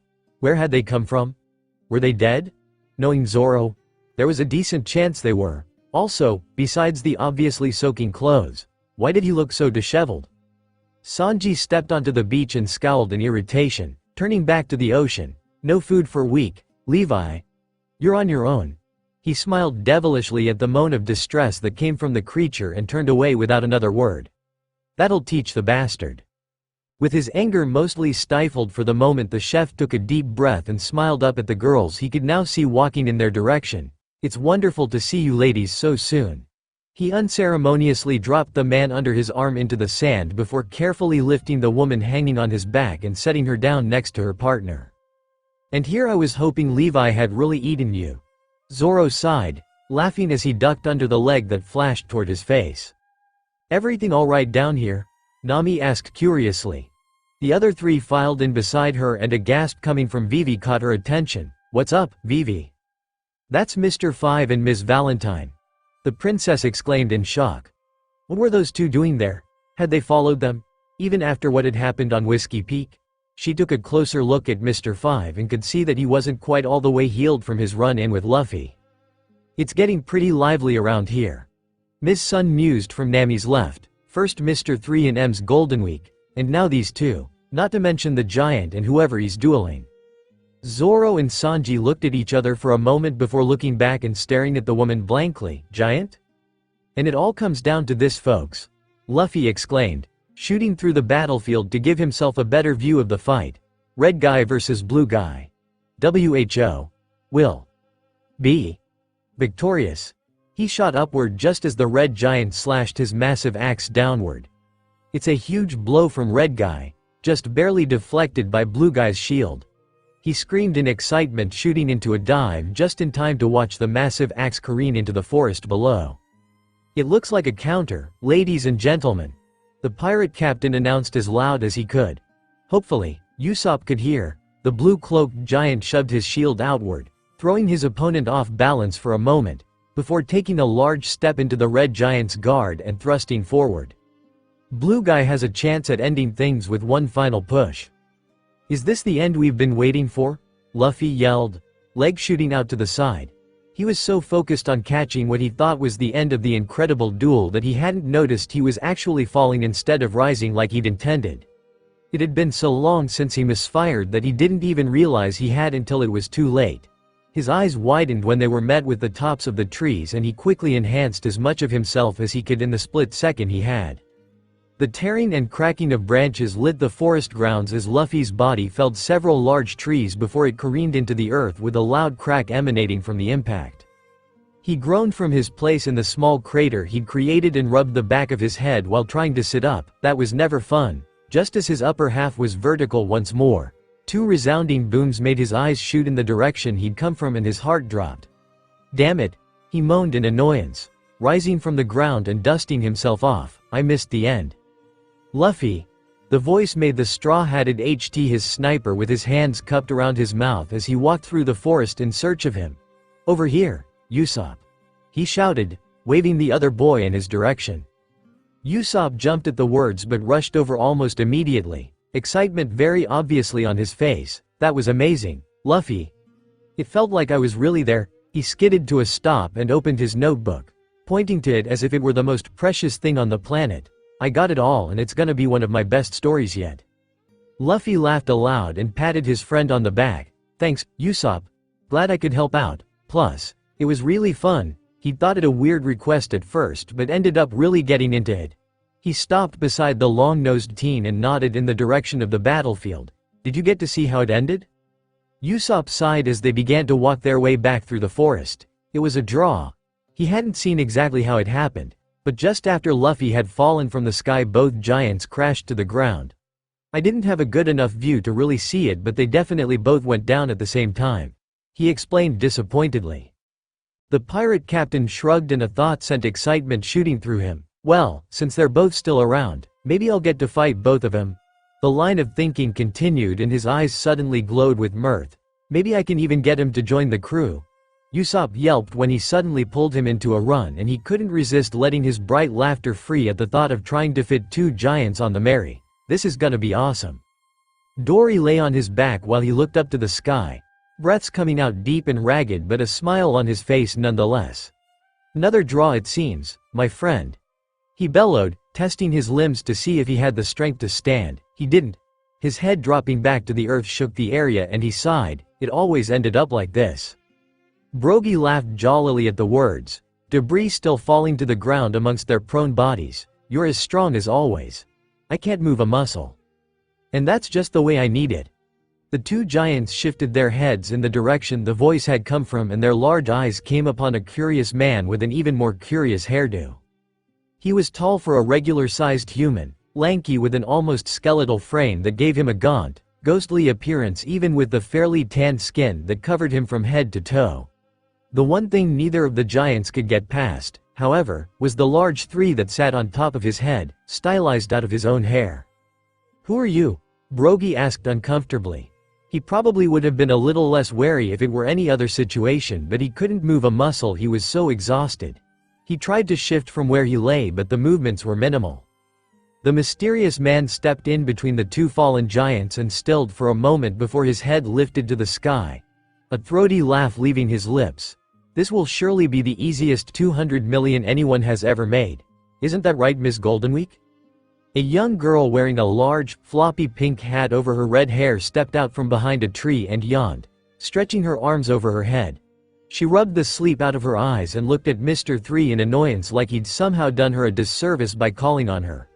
"Are we done yet?" she droned tiredly. "'Cause I kinda hate it here." Her palm smacked against her arm and she pulled her soiled hand back in disgust. "Too many bugs." Mr. 3 groaned at her disinterest. "No, Miss Goldenweek, we aren't finished yet." He pointed over to the now shifting giants on either side of him. "As you can see, our bounties still live." Dory slowly shifted his body so he was lying on his side instead of his back and addressed the strange man and the little girl. "Just what is it you're planning to do?" he managed to groan out. What had he meant by what he said? The word bounty tickled something in the back of his head, but he was far too tired to follow the thread. What little energy he did have was being used to try to move, and there wasn't much left to spare.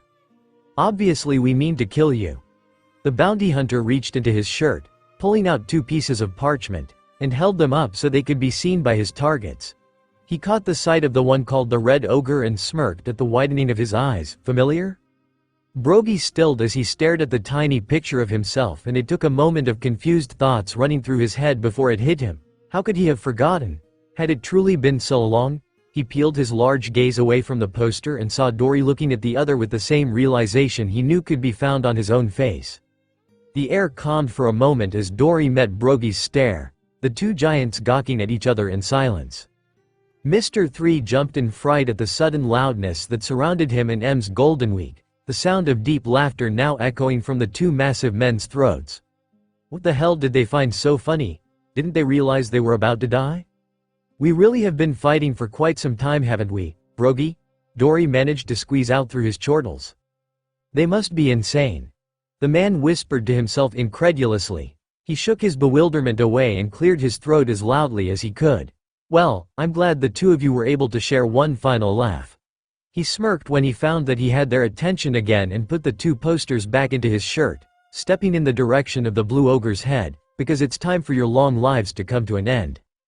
Before another word could be said, Mr. 3 jumped up to the giant's chest and thrust his hands outward with a maniacal glint in his eye. "The two of you are going to be my greatest pieces yet."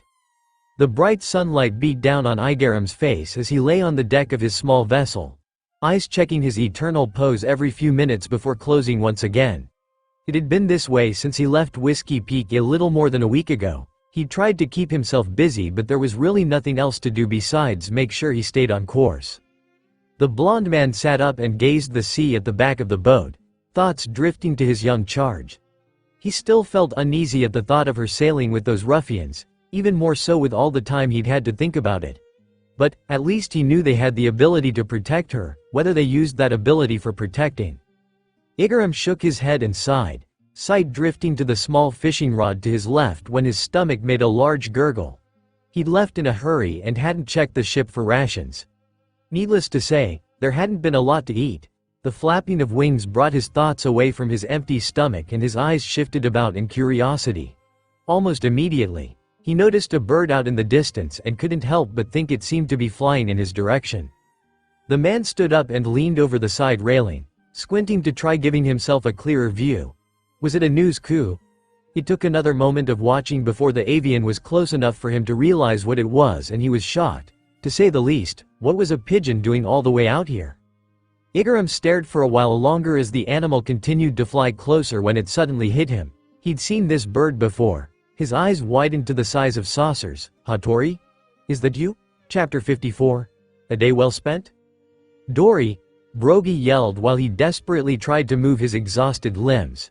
He watched helplessly as a deluge of thick white liquid shot out of the grinning man's palms and covered his friend's head before he could even get a word out. Stop! His voice boomed with anger and, yet, he knew he could do nothing to help. Oh yes, Blue Ogre. Mr. 3 writhed in ecstasy. Wax continuing to shoot out of his hands with no signs of stopping. You will truly be my finest piece yet. The red-caped giant gnashed his teeth at the gurgles he could hear coming from the other giant's throat. In his anger, he felt some of his strength return and began to lift his hand from the ground. However, just when he went to curl it into a fist, he stopped and gently set it down, a large sigh of serenity leaving his mouth. Better hurry with this one, Mr. 3. Miss Goldenweek said through a yawn, stepping out from behind Brogy's head. He won't be like that for very long. She wiped the tip of her brush on her palette and quickly stepped back into the surrounding forest. My art doesn't take very well to guys like him. Too big of a canvas, not enough paint. Brilliant, Miss Goldenweek. Mr. 3 yelled in the girl's direction. Truly brilliant. He whipped his head toward his next victim, who was now beginning to move, and one of his hands shot out to the left. Brogy shook his head when the calmness that had come over him was once again taken over by panic and anger. His fingers curled into his palm, but as soon as he went to lift his arm, what felt like hot wax covered the appendage almost completely. Don't worry, Mr. Red Ogre. The cackling bounty hunter exclaimed, suddenly cutting off the streams of wax shooting from his palms. He pushed up his glasses smugly and crossed his arms. You're next. He pushed on his connection with the white liquid and it began to harden at an absurdly rapid pace, eyes gleaming at the thought of the coming payday. What the hell's going on here? Brogy's panicked gaze shot to where the voice had come from and he found two boys walking into the area from the surrounding forest. He squeezed his large black orbs tightly at the anger he felt for not being able to do anything before his loud words sounded into the air. Please, small ones. I know you have no reason to do so, but please help my friend. Luffy's vision shot over to the other giant and the sight that met him made him grit his teeth. What the hell are you doing, weird guy? He yelled angrily, bending at the knee and preparing to launch himself from the ground. I was gonna ask these guys to join my crew. Mr. 3 was stunned at the sudden turn of events but wasted no time in covering himself in a thick sheen of wax that surrounded him like armor, his smirk returning even though he'd lost sight of the boy. He threw his arms up in a hasty block for a little added protection and waited.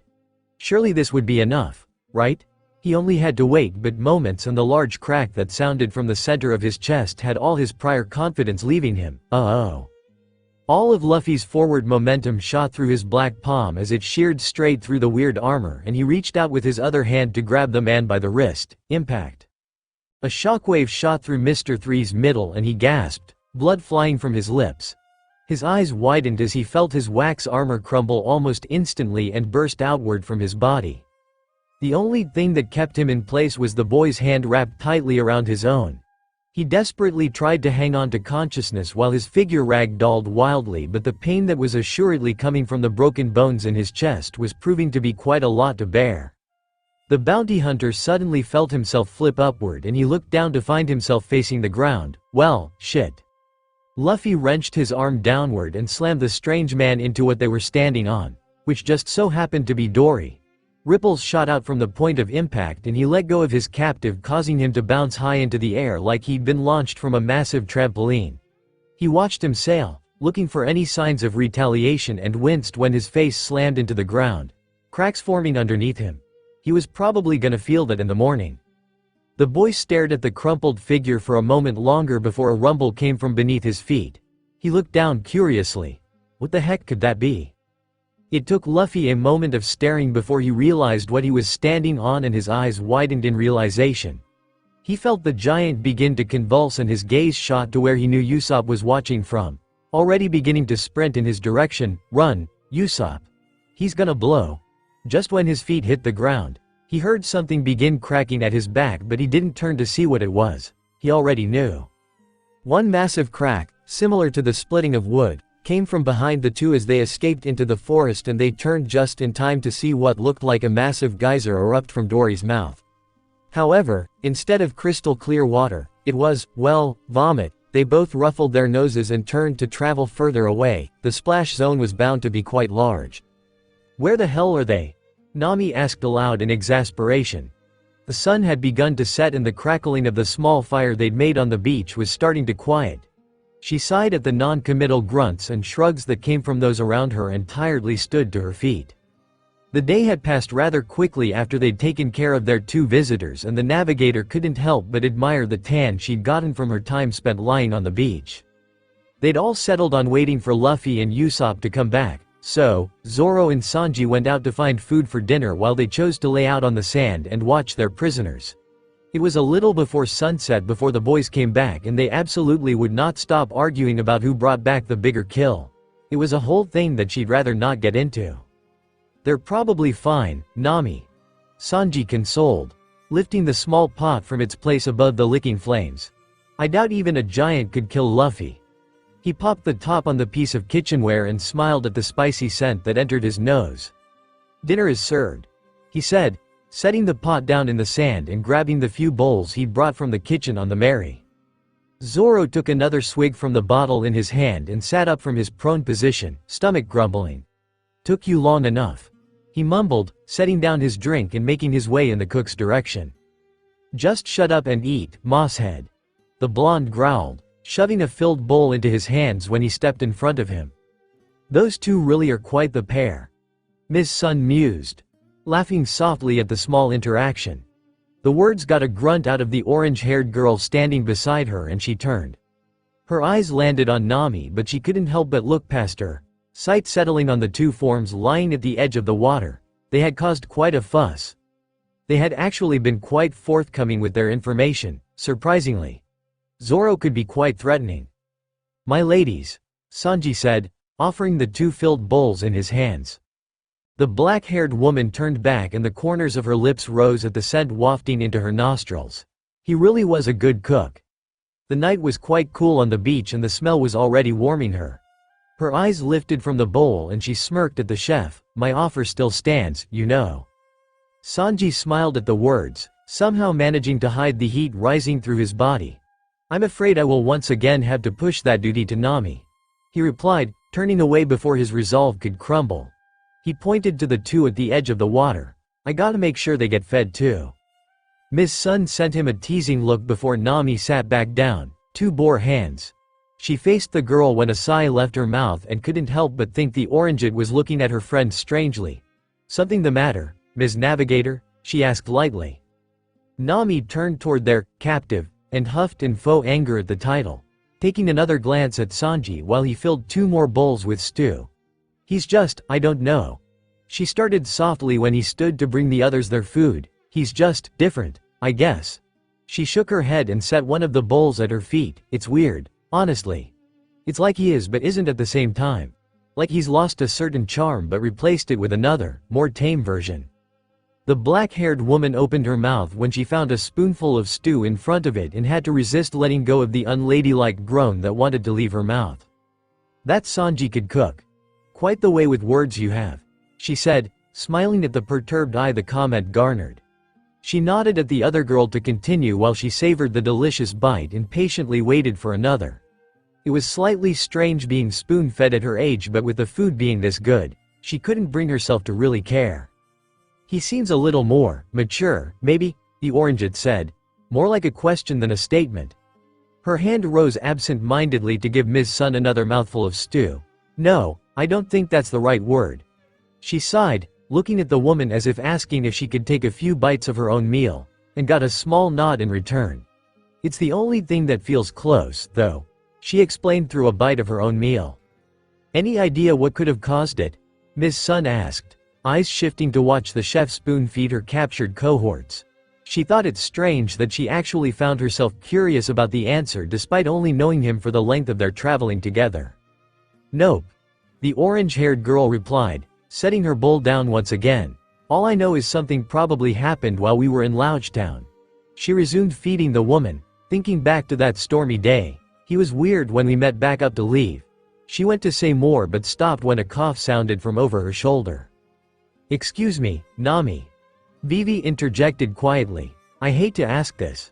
But, what are the chances we find an island without letting the log pose set? As she'd been eating her dinner with Karoo, the question ate at her, because she couldn't wait there on Little Garden for a year. She didn't have that kind of time. Her country didn't have that kind of time. She knew something was brewing in Alabasta and she needed to get home to be there to stop it. You're from here, right? Nami asked blankly, pointing out to the insane waters that were the Grand Line. You know what it's like out there just as well as I do. Vivi. She turned back and lifted another spoonful of stew to Miss Sun's mouth. So, no, not happening. The blue-haired girl nodded her head in resignation, already knowing what her answer would likely be. Yeah. I thought so. She turned to walk back to Karoo and grit her teeth in frustration. Sorry for asking. However, the orangeette said, lifting her own bowl once again. She gulped down another bite before looking at Vivi, a small bit of hope shining in the princess's eyes. I might have something that can help us get out of here. She held her hand up to stop the other girl from getting too excited. It won't take us to Alabasta, but we can at least get off Little Garden. She reached into her shirt and pulled out what she now knew was an eternal pose. I found this while we were on Whiskey Peak and it seemed like it might be useful, so I took it. She explained, eyeing the word written on its front. Saloon? Ms. Sun asked curiously. She was fairly well versed in the islands that resided on the Grand Line, but Saloon wasn't one she'd heard of. Nami shrugged her shoulders and put the object back in her shirt. Your guess is as good as mine. Then please, Vivi exclaimed frantically, looking out into the forest for any signs of their missing companions. We must leave as soon as possible. She had no idea where this saloon was, but it was her only hope. Hold your horses, princess. The orange-haired girl replied, gathering the two empty bowls in her hands and standing to bring them back to the pot. It's too dark to go looking for Luffy and Usopp. Besides, we're still eating. She looked down at Zoro's snoring form when she passed him and nodded downward. Plus, I'm not going out there without him and Sanji. And he's already asleep. Her finger pointed out at their two captives. And don't forget about your other ex-coworkers that aren't here. Vivi gnashed her teeth in irritation. That's all the more reason for us to leave. Nami. Alabasta needs me. Crocodile is planning something big and I need to be there to put a stop to it. You heard them say so themselves. The words made Nami frown. Listen, Vivi. I get that you want to save your country, but nothing good will come out of going out there tonight. Her eyes glanced over at Ms. Sun to see her reaction to the use of the warlord's name, but she found her looking at Sanji still feeding Mr. Five and Ms. Valentine, and from what I heard, they were only speculating. The princess ignored her words and turned away, stomping in Karoo's direction. Well, I'm going. She marched up to his side and deftly hopped into his saddle. Come on, Karoo. Let's go find Luffy and Usopp so we can get out of here. The orangeette groaned in exasperation and tried to stop the two from going off on their own, but the large duck was already on his feet. Wait, Vivi! She yelled just as Karoo pushed off toward the dark forest ahead. She groaned in frustration when her reply was the sound of the animal's feet smacking into the sand and looked up to the sky, clenching her eyes shut irritatedly. Damn it! She groaned, emptying the bowls of stew she'd made back into the pot and turning toward Miss Sun. I'm assuming you want to go after her. The black-haired woman sighed. It was a shame she wouldn't be able to eat more. You assume right. Nami answered, motioning for her to stand up, and I'm not having you in those ropes when we do. It took her a moment, but she managed to undo the knots and the bonds came loose, already moving to wake Zoro. You sure you want to do this? Miss Sun asked with raised eyebrows. It's usually not very smart to let your captives walk around without shackles, especially ones with devil fruits. That's what I'm here for. Sanji chimed in, approaching them with two empty bowls in his hands. He waved Nami away when she went to explain their situation. I heard, you guys talk really loud. The woman turned to see the chef standing behind her and she smirked at him. Think you can take me? He seemed to pause at the words before looking her dead in the eye for merely a moment. It was honestly a shock to see him so serious for that split second. So much so, that she thought it might have been a trick of the light, the strange look gone like it had never been there at all. I'd rather not know the answer to that question. The blonde replied with a steely tint to his voice. But, just like the look in his gaze, that disappeared quickly as well. I really don't think I could do it, Miss Sun, so let's make sure we don't have to find out. It was said in a joking manner, but Miss Sun couldn't help feeling like she heard some seriousness in his voice. She shook her head and raised her hands in surrender. You got it, Mr. Chef. No funny business. Sanji smiled at the teasing use of the name. I told you to call me Sanji. Wake up, Zoro, Nami said, nudging the swordsman with her foot. It took a couple of tries, but a groan eventually came from his mouth and his eyelids opened to reveal his tired black orbs. Vivi ran off into the woods and we gotta go find her. The Verde groaned in irritation before slowly sitting up, the empty bowl at his side rolling over in the sand. That? She went to go find Luffy and Usopp so he can leave. The orange-haired girl answered, offering him a hand. She helped him up and turned back to the other two when he began to stretch. Alright everyone, let's go. Sanji brought up the rear as the group began to move toward the forest, but he paused for a moment before turning back to the water and cupping his hands around his mouth. Levi, Nala. He yelled in the direction of the two creatures, each of which had a groaning human tied to them by a rope. Don't let those two out of the water, and don't eat them either. You guys have been dueling for 100 years? Luffy exclaimed excitedly, taking another bite out of the massive leg of dinosaur meat in front of him. Usopp stared up at the two laughing giants in absolute awe. They were the embodiment of his dream. These two were already brave warriors of the sea. They were exactly what he wanted to become someday. The story of their duel had brought him to tears and he'd been so enraptured that he'd barely touched his dinner. That's right. Brogy laughed through a mouthful of meat. 100 years and still no winner. His laughs quieted and his large eyes glanced over at the unconscious man next to their two small saviors, although, he almost changed that. Yes, Dory said seriously, facing the two teenagers, if you hadn't arrived when you did, I would have become the winner. Silence met his words and he looked up to see his old friend staring at him in bewilderment. However, the quiet lasted but a moment. What the hell are you talking about? The red-caped giant roared in outrage. If they hadn't shown up I would have been the winner. He pointed at the small chunks of wax caught in the man's long beard. You were about to drown in wax. I would have found a way, Dory bellowed angrily, eyes glaring into those of his friend. The two held their staring match for a long moment and the tension in the air was palpable, Luffy and Usopp looking wide-eyed between the two. However, loud laughter soon burst into the air and the giants began to joyfully go to town on their dinner once again. The sigh of relief leaving the sniper's mouth overtaken by his captain's laughter. You guys are funny. The straw-hatted teen exclaimed through another large bite. You're kinda like Zoro and Sanji. The thought of his friends made him wonder what they might be up to and he paused, taking a moment to look up to the sky. When the heck had it gotten dark? He'd been having so much fun that it seemed like the day had passed in the blink of an eye. He turned to Usopp at his side, who was staring at the two giants now setting up to begin arm wrestling. What do you think everyone else is doing? Usopp snapped out of his stupor and faced his captain, the question throwing him for a loop. He looked up and then down to the almost untouched piece of meat in his hands. When the hell had it gotten so dark? He shook his head. I honestly don't have a clue. He looked toward where he thought the shore was and wondered if they should maybe head back to the Mary. It was pretty late and the thought of sleeping outside with what was surely many predators wasn't the most appealing thing in the world. The two crewmates looked at each other for a long moment before glancing back at the giants in the middle of their contest of strength, both of their eyes almost immediately turning to stars. They looked at each other once again, then back, then again, and back. Kick his ass, Dory. Give him everything you got, Brogy. The foursome traversed the forest grounds as carefully as they could, an eerie silence following the group. As soon as they'd passed through the tree line, they realized it was going to be harder than anticipated to find Vivi.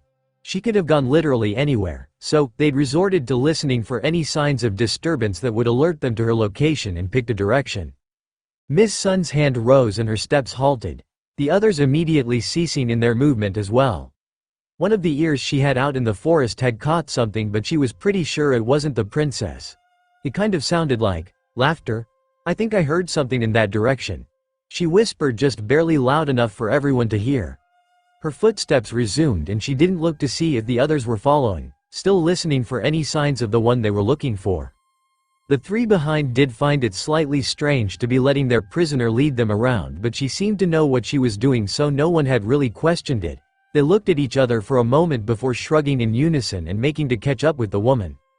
Sanji's eyes shifted through the darkness as they slowed once again, Ms. Sun's soft footfalls combining with their own.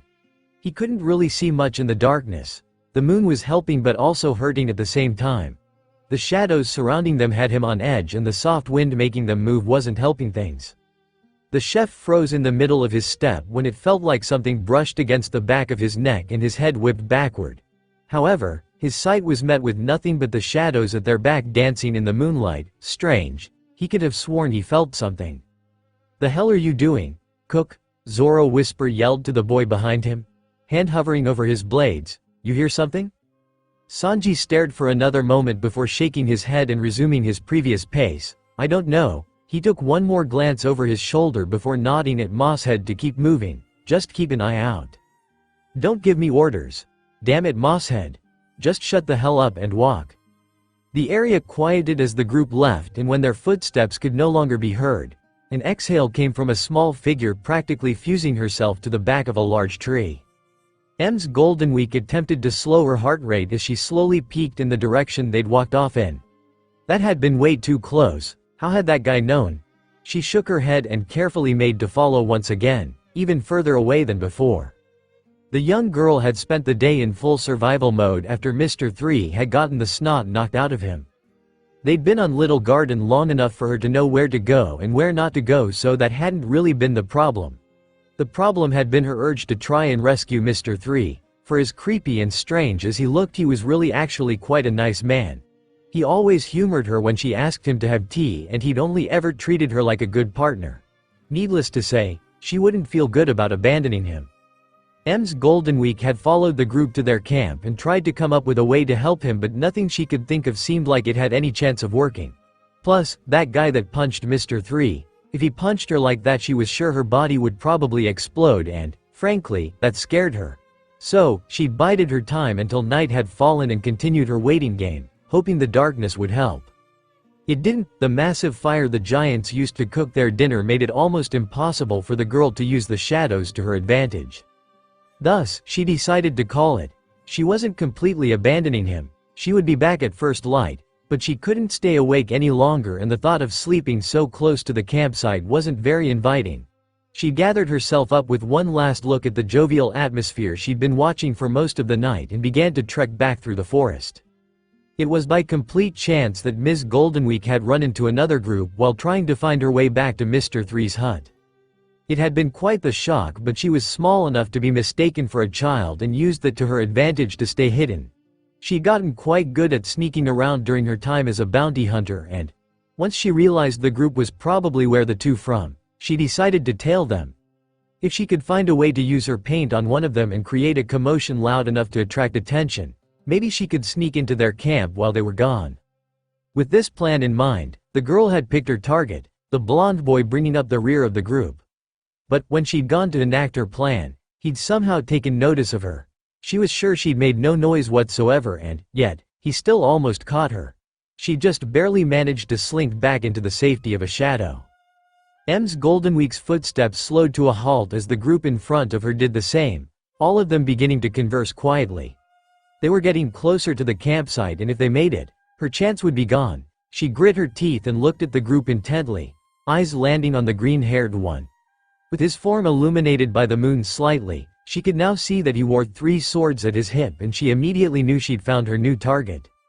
The bounty hunter skulked through the shadows like a ghost in the night to get herself into a better position, and just when she stopped, she realized something when she looked at the tree to her right. Was that an ear? Her eyes widened and she stilled.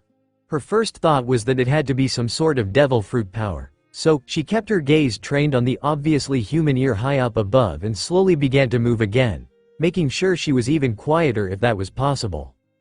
Just as the group began to break and start walking once again, Ms. Goldenweek took a deep breath.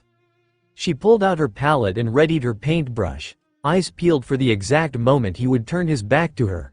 She would need to paint faster than she ever had if she wanted this to work. She'd also never tried something quite like this before. She gulped internally and her knees almost buckled when the moment came. However, quiet as a mouse. Her footsteps carried her behind her target, and within moments she was painting. Zoro tensed when the tip of something soft pressed into his back, and before he could turn, it felt like something was drawn there, like an entire picture was created in but moments. He watched the other's eyes widen in alarm, and just when he went to whip around and draw his blade, he instead only did one of those things. Kitetsu made a shinging sound as it was released from its sheath, and its steel flashed in the light of the moon while shadows kept the one holding it shrouded in darkness. The swordsman's form stilled with his arm outstretched, and he held his blade firmly, expression still hidden from those gathered around him. M's Golden Week dove away to avoid the explosion she knew was coming, and, sure enough, just when she hit the ground a bestial roar ripped through the area. She turned to see the swordsman aggressively unsheath his other two blades, one taking residence in his other hand and the second flipping upward. Another animalistic growl echoed from the Verde's throat, and she watched him spring from the earth, teeth snapping the white-hilted sword out of the air. The girl's eyes caught those of the black-haired woman, and she thought she saw some sign of recognition. However, she didn't stay long enough to find out. She needed to get out of there before things got ugly, for as quick as it was, that may have been some of her best work. She sprinted her way back into the surrounding trees and smirked over her shoulder at the fight she could see beginning to unfold. Colors trap combo. Red, black berserker. Get a hold of yourself, mosshead, Sanji yelled while he dodged through the blinding swipes of his crewmate. A growl was his only response, and he grit his teeth, dropping to the ground to avoid a particularly nasty swipe at his throat. He shot up from the grass with his heels directed at the swordsman's abdomen, but his eyes widened when they found the flat of a blade instead. Zoro's form lifted into the air slightly, and he growled animalistically once again, his blades already slashing downward before he even hit the ground. Purple lit the clearing as slashes left all three of Verde's blades, and Sanji barely had time to move, hands launching him from the earth and through the middle of the triangle the air blades created. You're really pissing me off. He grit his teeth and kicked out with his right foot as hard as he could, black boot crashing into its target with a crack. What the hell is going on? Nami screamed as smoke exploded around the two, her and Ms. Sun already sprinting their way to somewhere safer. I think I saw Ms. Goldenweek, the black-haired woman replied, looking over her shoulder to see Sanji exit the cloud first. I don't know exactly why she was here or what she was doing, but I think we have her to thank for this. She wasn't sure how she'd managed to miss her, but she was sure that was who she saw before she sprinted off into the trees. Sanji's form flipped as he fell to the ground, and his voice sounded loudly into the air. Nami. Ms. Sun. Get out of here and keep looking for Vivi. I'll take care of the shitty swordsman. He didn't bother to try and see if they listened to his words and slammed into the ground, a small impact print forming underneath him. He looked up and cracked his neck, vision settling onto the descending form above him. The tapping of the chef's black boot began to grow heavier, smoke pouring off his right leg in droves, and he locked eyes with the stark white of his adversary. Hope you don't die, mosshead. Zoro roared loudly and slammed Kitetsu and Kaguya downward, feet crashing into the ground the same as his swords. He ripped his blades from the earth and swiped at the smoke obscuring his vision, Kitetsu rising just in time to stop a boot from slamming into his neck. Sanji hopped off his free foot and spun, the outside of his shoe finding the swordsman's ribs. His opponent flashed out of his vision and slammed into a tree off to the right, but he would allow him no time to recover. His smoking soul cracked into the ground, and he launched himself in the stunned boy's direction, body flipping forward so his outstretched leg was pointed at his target. Zoro groaned as he pulled himself out of the cracked trunk he was buried in and rubbed the back of his head. Where the hell was he? And why did his head hurt so bad? It took him a moment, but he suddenly realized he had his swords out. What the hell was going on? Smoked poitrine. The swordsman looked up and his eyes widened when the toe of a smoking shoe consumed his vision. He just barely had enough time to enhance his chest before it impacted and he shot straight through the tree he'd just pulled himself out of, body ragdolling through the dark forest. He groaned when he came to a stop in a small clearing and slowly gathered himself up, heart beating in his ears while dust violently swirled around him. Zoro grit his teeth to the point he thought he might bite through Watto's handle and faced the chef now walking in his direction, eyes clenched tightly. Without a word, he ripped off the green bandana he always kept tied around his arm, gripping it tightly in his hand. You back to being your shitty self? Sanji asked in annoyance. smoking still pouring off his leg while he made his way in the Verde's direction. The swordsman didn't respond, he only finished tying his bandana, eyes shrouded in darkness. Moonlight coated his figure and he began to give off an air similar to a reaper coming to claim someone's soul as he steadily held his 3 bloodthirsty blades outward. His black eyes flashed open and pierced into blue, gray, "You're fucking dead." The words seemed to egg the blonde on more than anything, and the smoke pouring off his leg drastically increased in volume, the temperature of his body rising along with his heart rate. His gaze narrowed into a steel just as strong as the one peering into him. "I'd like to see you try."